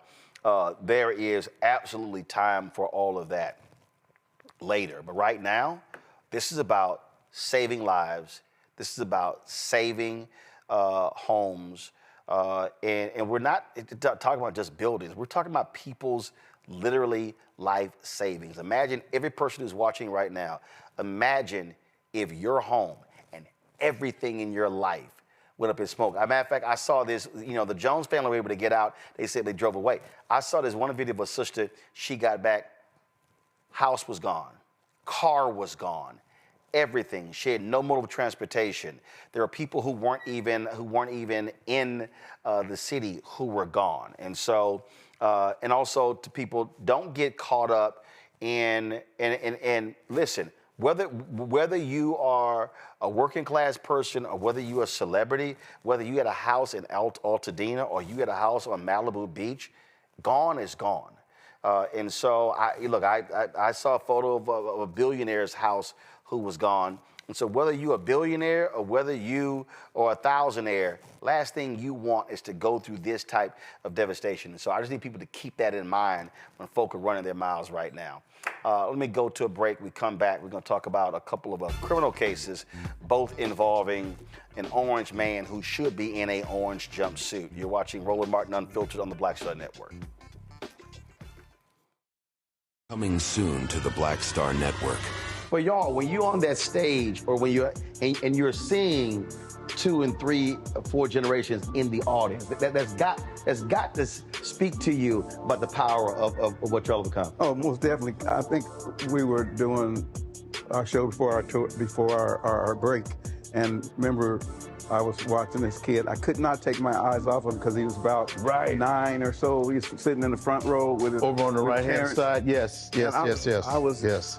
I was amazed that this kid knew everything, and I was like tripping to see how many songs this kid actually knew. And he knew them all. And he knew them all. We had to go over there and bring him on stage and take a picture with him, at the end of the show and stuff, because it was just that amazing. It's like, this is crazy. The music travels everywhere, like what Philip was saying, seeing this young kid, then you hear our songs on commercials, cold commercials. Then you have the younger ones that hear our music in animation.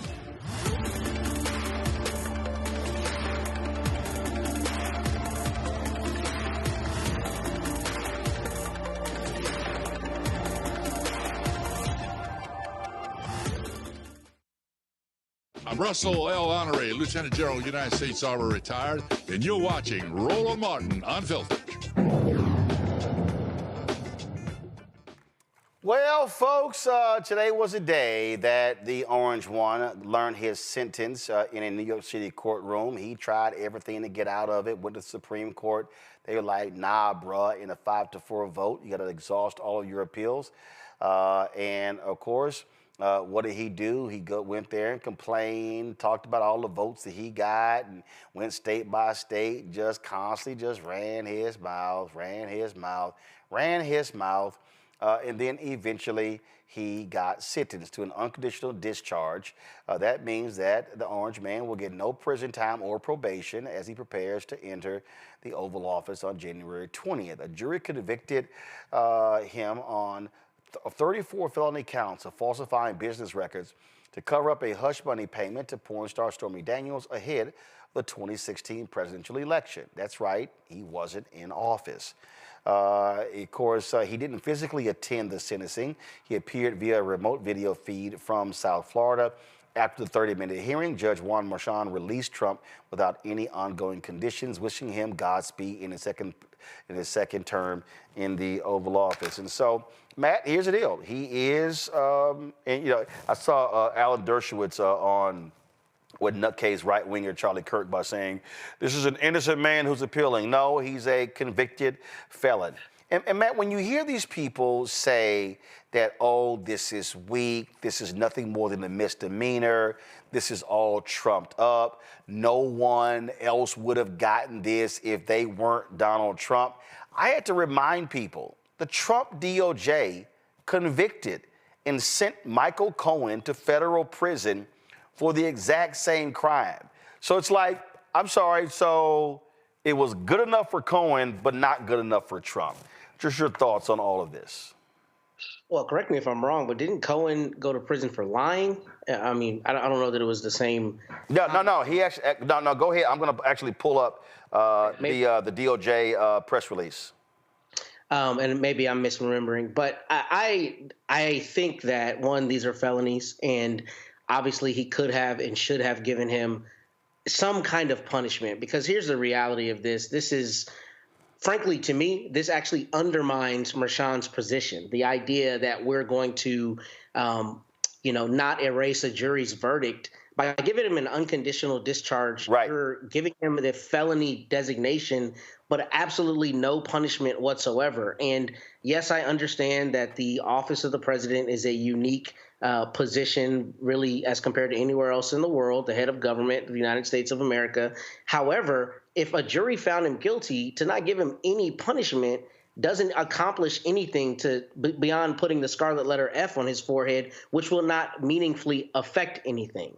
So, I mean, I kind of wish Mershon would have just capitulated and not done anything at all, because in some way, this is even worse if you ask me. Oh, we're going to label you a felon, but there's no meaningful punishment, specifically and particularly because this happened before he was the president. So all this immunity talk, all of that stuff is really asinine, because this jury sat in judgment long before he was reelected, and there has been ample time for there to be some kind of meaningful punishment. Like, as I've said on the show, you know, it's not plausible to have him checking in with a probation officer in Manhattan or doing something that other people might do if they were to get some kind of punishment. I mean, there are just some practical realities that are not possible in this case.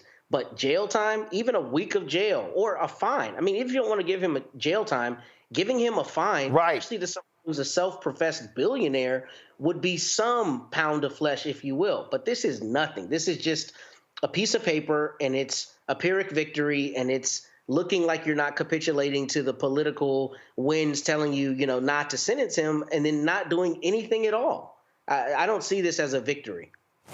Here is the press release that on August 21st, 2018, Michael Cohen pled guilty in Manhattan federal court to 8 counts, including criminal tax evasion and campaign finance violations, more than $4 million in unreported income, and $280,000 in unlawful campaign contributions.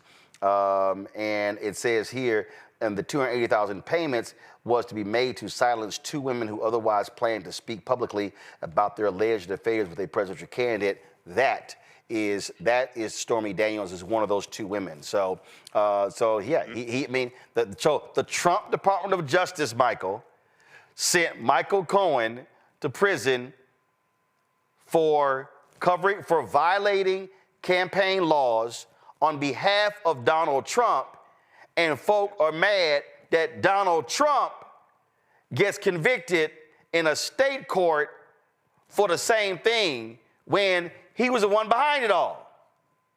Which goes back to our first segment when I said Americans are stupid and they have a very short memory. Now, I was the one, when I was on 9:10 a.m. WFDF here in Detroit, I was the one that broke this story when the story first came out about Stormy Daniels making these allegations, okay? And I know some people want to call Stormy Daniels a hussy, but if it wasn't for Stormy Daniels, we wouldn't have this conviction.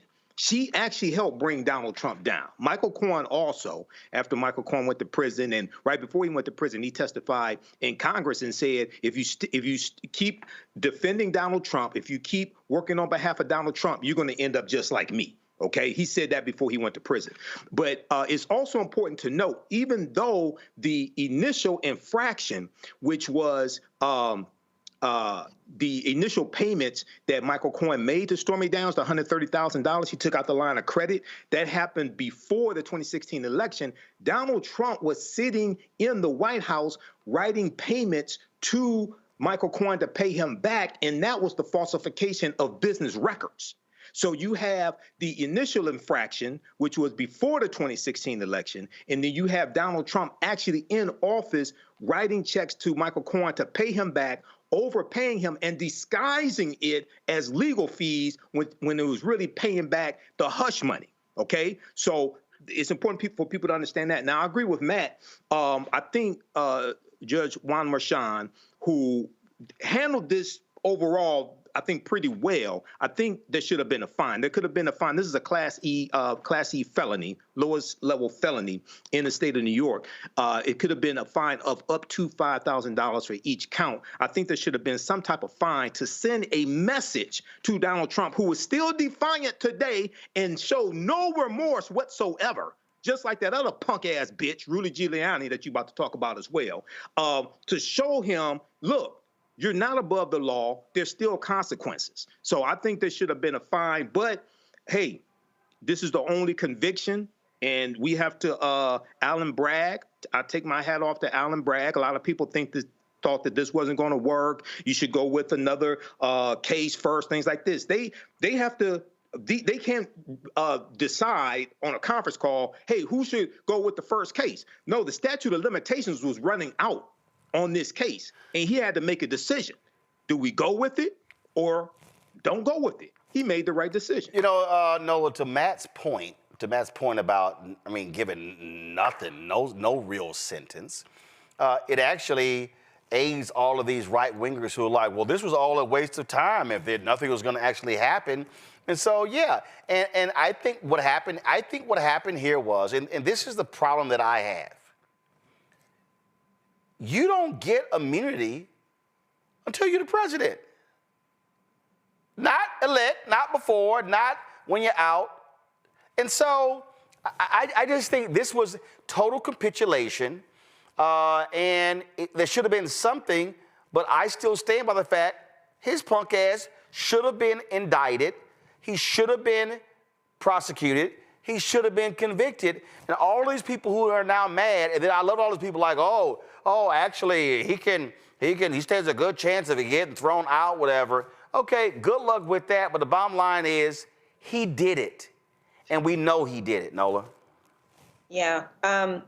You know, in the broader sense, it's another dent in democracy, right? It's another dent in the democratic system, in that it really does feel like this one person can get away with any and all things when everyone else around him seems to pay the consequences. But when you kind of invert the triangle a little bit, it also further dents the reputation of the criminal justice institution. You know, it's already struggling, you know, not to mention the fading reputation of the Supreme Court. And now you have this. It makes the criminal justice system seem toothless. And you're right, it does give the right more fodder. You know, it makes Trump seem even more invincible, which makes them buy into the narrative and the myth of him being invincible. And it also, you know, it sets a bad precedent. And I'm, you know, from day one, you know, we've had conversations, Roland, going all the way back to the national security case regarding the documents. That's a situation that I am still reeling over. You know, that's a very serious situation. And this person is going to be the president of the United States again in another 10 days. And I say all that to say that I understand the framers' thought about this country from a moralistic standpoint. I think, you know, when you talk about norms, when you talk about values, when you talk about mores, a lot of that hinges on morality, and that you're already assuming that a person who's going to sit in an office of the presidency is going to have, the standards are going to be so high that there's no way that these norms and values would get you know, that there's no way that a person would act in a certain way.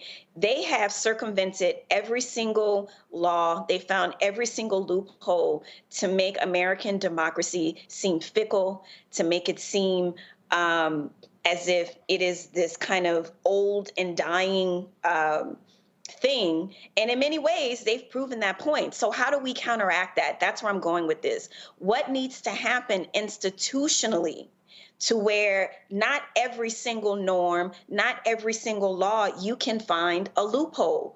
Because if we continue down this road, what's the point? What's the point of having a criminal justice system when Donald Trump can literally get away with everything? Indeed. You talked about other people paying the price. Well, Rudy Giuliani, talk about a dumbass. He did all that bidding for Donald Trump. Trump wouldn't pay his legal bills. Now he's been held in contempt of court for a second time. Man, the federal judge, I mean, just ripped into him because he's been hiding assets. And then, of course, after he was held in contempt for a second time, this is what this little punk had to say. Notice she's talking about criminal contempt because she's dying to put me in jail, like she put all the J6 people in jail. Woman's bloodthirsty. That's an unconstitutional order. What? That's an unconstitutional order. Oh, what does she care? How many did she do for the J6 people? Yeah, you can't do that. Telling other judges they weren't given strong enough sentences? I mean, that is a mockery of a judge who has an opinion prepared. You had to have prepared that decision yesterday or the day before with all the citations in it. Can you tell the room that we're out here and we are leaving soon? Can you tell the whole room? Like, I hope they noticed that it was you an guys can see us absolute talking from deception when she said she just prepared it and smiled. So should we just go? Are we good to go? That sounds like contempt to me. Okay. Can you tell them so that helps? Can you just tell the room that we're out here? Just let them know. I think it's utterly laughable that a former U.S. attorney who went after mobsters, who was the mayor of a city, is trying to say that a federal judge holding him in contempt of court for defaming two black women, hiding assets, somehow it's unconstitutional. Dude, shut the hell up. Matt, go ahead. Well, you got in front of what I was going to say, which is crazy that he's a former U.S. attorney. What you often see in courts is you see when it's a police officer, being sentenced or dealing with some kind of like contempt, or if it's anybody who's got a position of the public trust, very often judges are angry that person is, in the crosshairs of the criminal justice system, and they're more harsh with the punishment they mete out to them. So, one, I'm really surprised that a former U.S. attorney would just brazenly, disrespect the judge in this way. And I think some of this is part and parcel with what we've talked about. I mean, some of this just toxicity with ideological positions, especially on the conservative side, going so far and just saying anything, having no guardrails. But what's crazy about this is federal judges, pretty much have wide latitude to do whatever they want. So it's reckless to be outside talking about this judge crazy. No. Hold up, Matt, not even outside. This is the Associated Press story. Giuliani smiled and chuckled as the judge explained why she was holding him in contempt. She said it was outrageous and shameful for Giuliani to suggest that he is the one who has been treated unfairly in this case. I'm sorry. Send his punk ass straight to jail. He is laughing in the face of a federal judge. This is where these judges have, if Matt Manning, Nola Haynes, Michael Imhotep, or Roland Martin stood in court and laughed at a federal judge in a contempt case, all four of our black asses will be behind jail right now, sitting there thinking about what the hell was I doing talking smack in court. Look, let me tell you, anytime the federal court sends me a hearing or a setting for a show cause hearing, meaning myself or my client needs to explain to the court why something has happened, I have a small heart attack, right? Because it's a federal judge. They can do whatever they want. They've got wide latitude. I think maybe in this case, part of what she's doing is not being overly heavy-handed so as to not look like some part of it is political. I'm not sure who appointed her, but what I don't— Obama did. Okay, Obama. She's Obama appointment. There may be some part of that playing into this, but what I really don't understand is in a situation where the litigant here, Giuliani, is so brazenly flouting, disrespect of the court, I don't see how the court doesn't just automatically jump to a graduated sanction like putting him in jail. Sometimes they start with money, sometimes they do other things, but he's continuing to engage in the conduct that is at issue in this case. He's continuing to claim that these women helped steal an election, and I don't understand why the judge has not just thrown him in jail at this point. And he's clearly asking for that, standing in front of the courthouse, maligning the judge the same way he was inside the courthouse. It's baffling to me, but, I think it's going to end up with him sitting in a jail cell. Well, I just think at some point, Nola, if these people want to F around and find out, guess what? You F around, you're about to find out. And I'm sick of the special treatment. I'm sick of the and here's the deal. Donald Trump, Rudy Giuliani, there is no bottom. So that's where you stop playing nice, you stop giving the benefit of the doubt, and that's when you say, that's cool, Rudy, I'm sending your punk ass to jail. And if y'all want to holler and scream, I'm unfair, and he ripped the judge saying, oh, she's biased, that's when you say, guess what? Sit your ass in that jail. And if you keep talking, I'm going to add a week. And you keep talking, I'm going to add a week. You smirk, that's another week. That's the only way, because you know what? That's what happened to any regular person. Absolutely, 5,000%. But wait a minute, when did Rudy Giuliani turn into the penguin? Like, what's going on there? Like, I was like confused. Like, wait, look at that. When did he turn into the man. Anyway, that's what he been. He been a pig. I guess so. Like, I guess I haven't looked at him in a while, but listen, you turn into the penguin when you start representing an evil ass fool like Donald Trump. listen, evil is contagious, and it is not a good look, honey. Because that ain't cute. But to your point, I'm gonna go back to the destruction of institutions, right? You have Rudy Giuliani being flippant. It's so much of the ickiness reminds me of Roy Cohn. And I know he is somewhere rolling around in pig's dirt being happy as hell because his legacy has persisted, and I'm just watching him and I just see the ickiness and I see the arrogance and it infuriates me. Because you're right. None of us could behave like that. And if the courts do not get it together, they are going to be responsible for their own for destruction is a harsh word, but they're going to be responsible for their own kind of destruction of their reputation. Right. I can tell you, I used to teach politics, policy, and law. And my students would always ask, how could the United States Supreme Court, how can you be unbiased when the starting point is you're either liberal or conservative? And so, that already kind of muddles the waters. And here we are in the lower courts where we are seeing the same sorts of things. And they have got to get it together, Roland, because this is a mess. And to your point, so what if he says she's biased? So what if he says she's an Obama appointee? And right. You whole judge. Yep. So what? Michael, real quick. I'm tired of it. Michael, real quick. So Rudy is continuing to spread lies about these sisters, Ruby Freeman and Shay Moss. I think this civil lawsuit is the way to break these insurrectionists, these people who plotted to overthrow the government. Rudy Giuliani was involved in January 6th. You may not be able to put them in prison, but you can financially break them, okay, and hold them accountable in civil court. And they should get it's a $148 million judgment. They should get everything they can. Just leave him standing out there in his underwear outside of his house like the IRS did Red Fox. Folks, a couple of things, and I went over with the fires, but that was absolutely needed. Meta, Facebook announced they're getting rid of all of their DEI programs. More of Mark Zuckerberg kissing the ass of Donald Trump.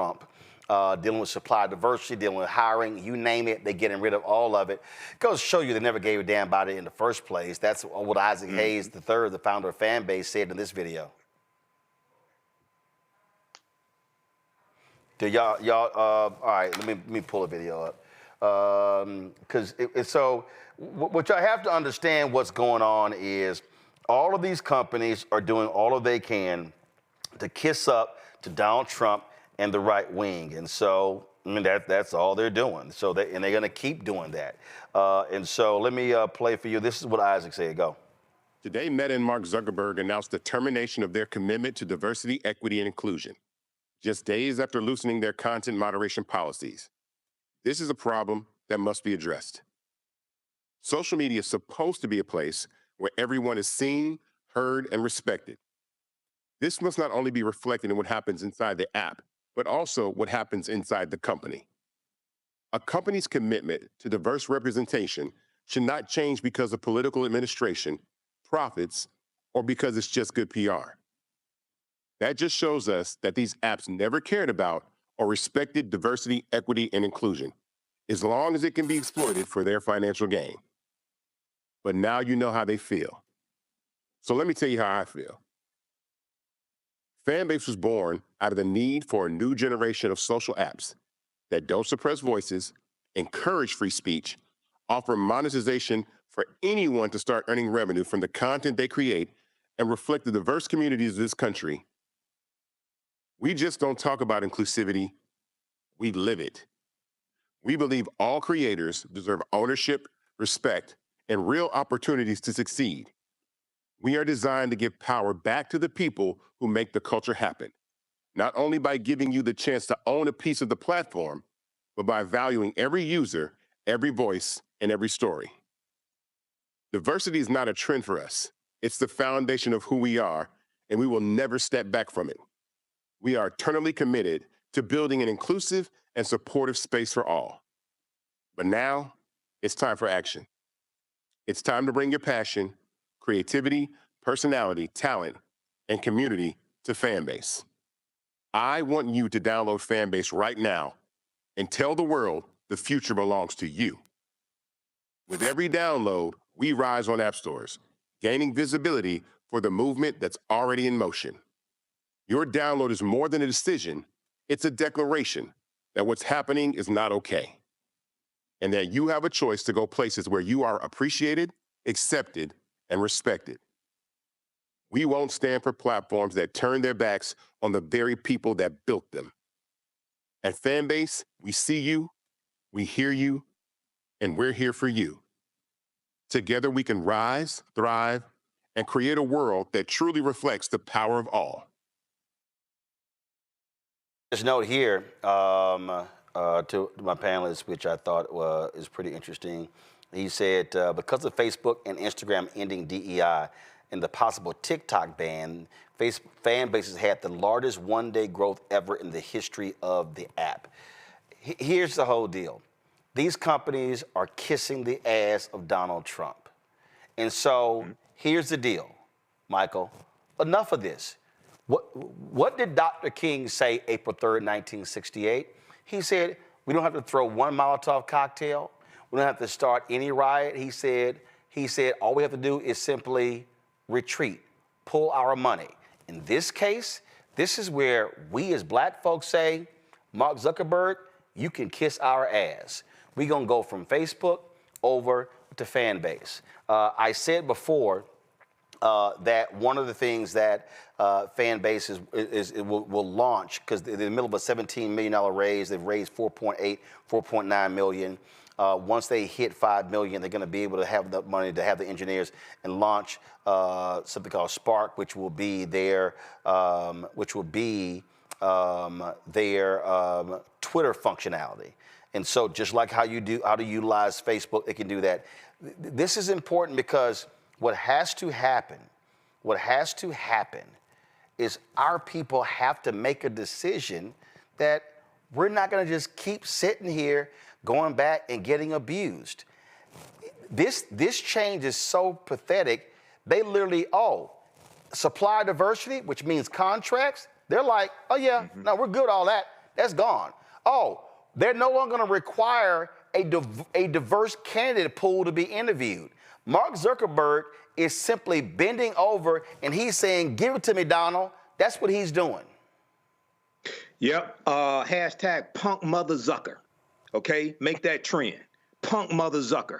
Now, this whole thing is spelled out in Project 2025 also, Roland. As you know, the attack on diversity, equity, and inclusion is going to intensify under a second Trump administration.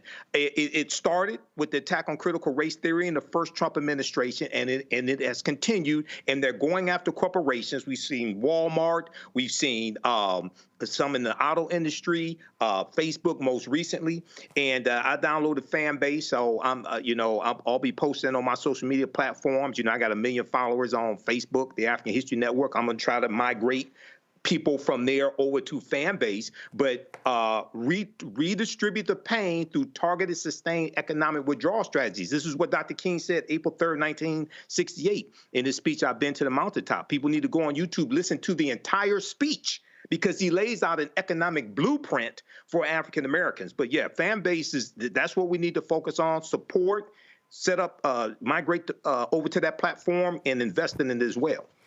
This is what I keep trying to explain to people, Nola. If they don't understand, when you see all of these companies announcing these DEI rollbacks, this isn't just about jobs. The area that jumps out the most is business diversity, supplier diversity. That's contracts. Because again, when you're talking about black-owned businesses being able to get contracts, now we're able to grow our businesses. We hire other people, not just one person getting hired. That's what's going on here. And these folks, that's the game that they're playing. And again, Zuckerberg who's worth billions, is doing everything to kiss Trump's ass. Oh, he was whining today about, the media, on Joe Rogan, the media, how they were just coming after me. I mean, he has done a complete capitulation. I mean, he is, look, matter of fact, we should go ahead and play Ice Cube's No Vaseline for Mark Zuckerberg.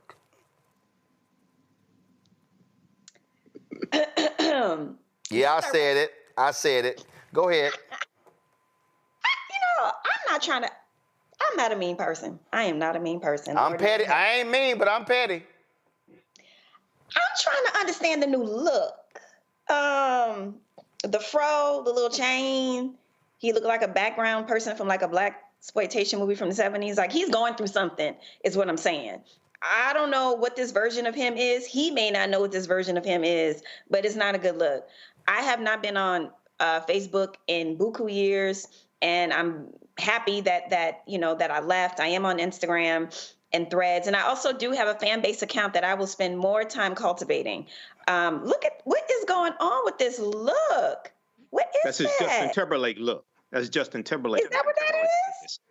Justin Timberlake don't even look like that no more. He going through something, y'all. I don't know what it is. But anyhow, rolling to your point, I had threaded or put on Blue Sky the other day something about, we are not powerless, that the billionaires get to be in their yachts because we are consumers of their products. We are not powerless, especially in the Black community where we spend dollars, where we are on social media the most, where we create content the most. We need to be where we are appreciated.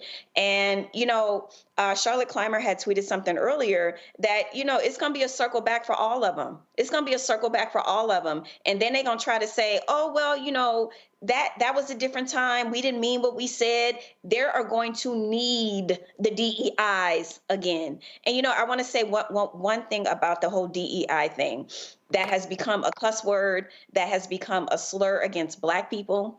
The one thing that I fear is when I think about what they're going to put Karen Bass through in California. What I think about what they have done to those women in the leadership roles, the firefighters in California, how they have labeled DEI as something that is automatically that you are automatically unqualified if you are not a white male, which is something that pretty much Scott Jennings said on CNN the other night. How do we counter this? I keep coming back to this. How do we counter these sorts of attacks? How is it okay to every person, every Black, brown person, every LGBTQIA person, you can just call DEI as if it's a slur, as if you are automatically unqualified? What is the counter to this? I will keep asking this question until we collectively come up with something. There's only one counter. Matt, there's only one counter. It is to penalize people economically. But that actually requires Black people having the guts and the unity and the collective thinking to do it. Mm-hmm. Yeah, I think that's correct. And what I don't understand about this, that I think is a very interesting study in power, if you will, is if you're a billionaire, if you're Mark Zuckerberg or you're somebody with that kind of gravitas, if you will. No, who has FU money? Why do you ever capitulate to Trump, right? Because Trump is always trying to put out that he's powerful, right?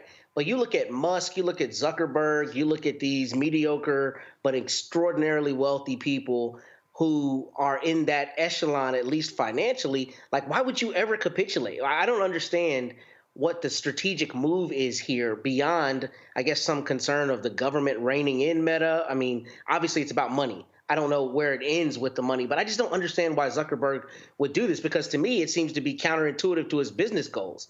It seems like if you not only continue DEI, but if you continue to fact check and you continue to do anything that puts into controversy, the conversations on social media, that probably is monetizable for you. So I don't understand the long-term strategy of this beyond maybe cozying up to power, but it seems like they've got enough, he at least has enough power on his own to to not have to capitulate to Trump. And I just don't understand why you play it this way. Also, I want to say, Nola, this is the Malibu's most wanted. That's what you're seeing with Mark Zuckerberg. It's the Malibu's most wanted. So, all right. So listen, I know we're over time, and I was gonna, but I gotta squeeze this in because I just gotta get y'all's thought on this. So, Amazon MGM Studios announced that they are giving $40 million for a Brett Ratner-directed documentary on Melania Trump. Now, Brett Ratner is the famous director who hasn't directed anything since 2014 when he got hit with a slew of Me Too allegations. But I guess he's cozying up to Trump as well to bring him out. So you might ask, why is Jeff Bezos, who owns Amazon, why are they giving $40 million to a Melania Trump documentary? Y'all know the budget for the movie Selma was only $25 million? So, maybe there's something in her bio that is so unbelievable that we would actually watch a documentary on Melania Trump. So let's see. She's born in 1970 in Slovenia. She studied architecture and design at some unknown university for 1 year. Then she came to the United States in 1996. First, she came here on a tourist visa, then a string of working visa for skilled immigrants. I guess the skill was being nude in photo shoots.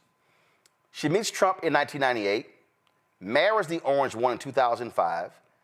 2006, she gives birth to her son, Barron. She becomes a U.S. citizen in 2006 and First Lady on January 20, 2017. That's it. That's the documentary. Who the fuck pays $40 million for that? Let me just call this exactly what this is. Jeff Bezos and Amazon MGM Studios is spending $40 million to kiss Donald Trump's ass. This is a way to directly put money in the pockets of Donald Trump in order to keep him from targeting your company. There is no way on God's green earth at any Hollywood studio, anywhere, whether you talk about Prime Video, Netflix, Hulu, Tubi, Mansa, I don't care what it is. There is literally nothing interesting about Melania Trump worth a $40 million documentary. In fact, can y'all check what the Oscar requirement is for the maximum of a short film? Is it what, 12 minutes? 15 minutes? I think a documentary on Melania Trump should be a YouTube short. That's it. There's no there. Melania Trump wasn't a major model. No.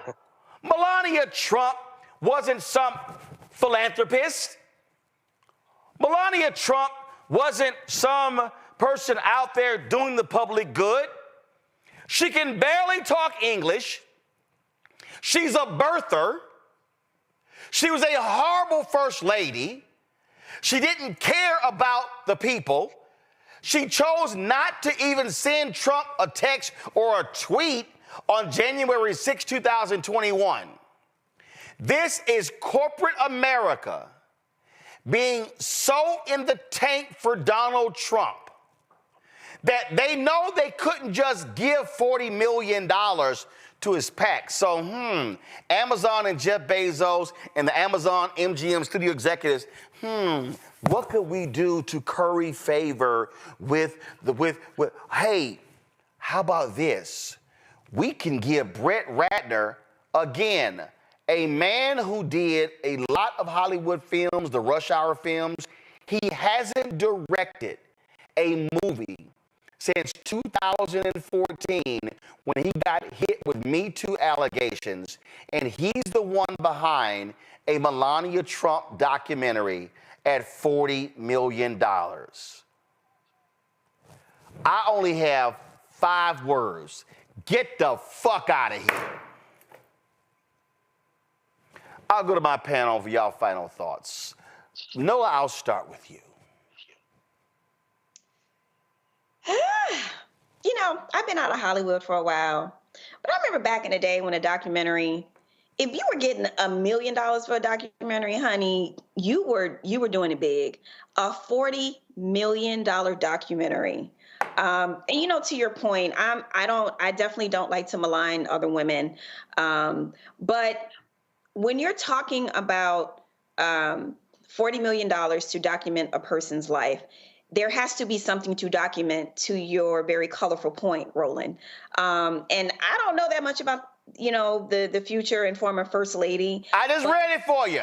There's no there. She is limited. No. She's not limited. She's non-existent. Okay. My point is. No. Let me say it again, Nola. She's not limited. She's non-existent.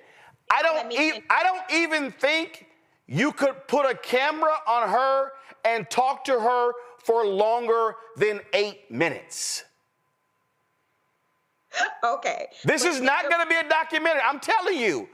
YouTube Short used to be 60 seconds. They've now increased YouTube Shorts to 3 minutes. That about tops it. That about wraps it up. But, you know, we are entering a time where we're going to see a lot of this. It's going to be a lot of frustration. It's going to be open grift. That $40 million is either it's going to be parked in her account or somebody else's account. Oh, it's parked in the Trump account. And we already know Donald Trump has to pay her to show up to stuff. We already know that. Yeah. I mean, it's completely unfortunate. The last thing that I will say is I have seen some very engaging documentaries of former First Ladies that are incredible and dynamic women. And I don't know, you know, where this is going to compare. It won't. Level of corruption. It won't. That we're going to see the next 4. I hear you. We're going to see a lot of this type of corruption over the next 4 years, and we're going to have to buckle up and call it out at every single juncture because it's about to be more of this. This is a grift, Matt. It is a grift. And only because MAGA are a bunch of idiots, this documentary should get a 0 rating on Rotten Tomatoes. But we know MAGA idiots are going to flood Rotten Tomatoes and go, oh my God, this is the most amazing thing in the world. This is unbelievable. What does this say? I'm sorry, I can't see it. Get money. Get money. In the words Get money. Christopher Wallace, baby, get money. All I got to say is those 2 words. And, you know, I think Nola's 100% right. There's going to be a lot of corruption. We know that. That is the Trump playbook. But I don't think this is corruption as much as it is, as the old idiom says, a fool and his money are soon parted. Why you would pay $40 million for this documentary, I don't know. And I'll tell you, you know, to be the devil's advocate here, she was born and raised in an Eastern Bloc country in the middle of the Cold War. Maybe there's an interesting backstory. It's not. I can't. It's not. It's not. Right? Wait, dude, she studied architecture for 1 year. I doubt Melania Trump can do a stick figure hangman. But can we talk about this genius visa that she got? Do we know that for a fact? Did she really get an H-1B visa? Because if so, this is where I have an issue with this. I have actual genius friends who are right now waiting for that visa so they can continue to stay and work and contribute to the scholarly community of this country. Do we know that that is a documented fact? Because if so, I want to know how. No, it was let's see here. According to the New York Times, give me 1 second. Did Melania Trump merit an Einstein visa? Probably immigration lawyers say, oh, please, she ain't bright. It says, it is known as the Einstein visa. Nuclear scientists, Nobel laureates, and doctors get it, but so do acrobats, stuntmen, event planners, and plenty of models. It says, Melania Trump received an immigrant visa reserved for individuals with extraordinary ability in 2001 when she was a model. That child didn't have no extraordinary ability. Yeah, I remember hearing about that before. The way in was that she was a model. So this is a waste of $40 million. It's a way to curry favor with Donald Trump. She dropped out of college also. She's a college dropout. She posed nude, and I think twice she posed nude. In 2024, she said she was very proud of her nude modeling, things of this nature. But what they should highlight in the documentary is that once again, Donald Trump has outsourced to immigrants a job that an American wouldn't want to do, which is marrying his ass. He married 2 immigrants, and she's an immigrant. He outsourced to immigrants another job that Americans don't want to do, which is marrying him. So you're going to have MAGA eat this up, just like they bought those ugly ass $400 gold shoes and the $60 Bible and the signed guitars and the Trump cologne. It's all a damn grift. It's all a damn grift. And so maybe Bishop Magic Don Juan know about talents, her extraordinary talents, but ain't no talents there. Ain't no talents there. Ain't none. Zero, zilch. And I'm telling you right now, okay, Amazon MGM Studios, y'all just paid $40 million for a YouTube short. Y'all did. Ain't no there. You ain't never seen anybody interview a Melania Trump and go, my goodness, that's a bright one right there. Ooh, that's a... What? Since they left the White House, what'd she do? Did she try to sell some jewelry?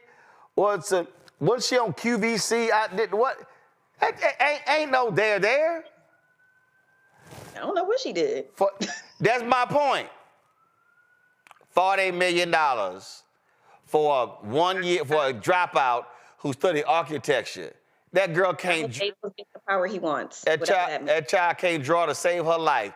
But again, this is all about currying favor with Donald Trump, and it is a way to funnel money into his pockets because in America, Donald Trump is totally transactional. If you get Matt, hold a sign up. If he get money, he gonna give you whatever you want. He hated TikTok. Dudes start putting money just pumping on his campaign. Oh, you know what? I'm against that TikTok ban. His ass will flip faster than a crackhead in front of an attorney. He will flip. Yeah, Donald Trump is an economic snitch. And an Obama fanboy.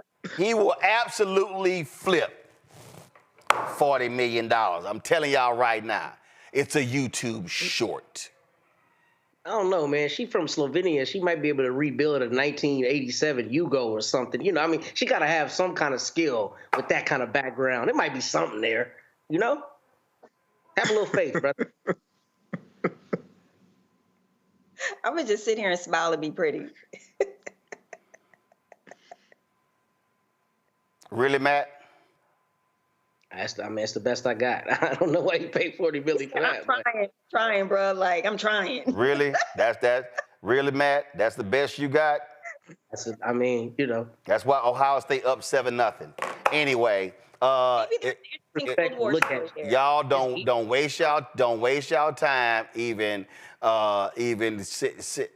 Do y'all understand the trailer for the Melania Trump documentary is going to be longer than the documentary?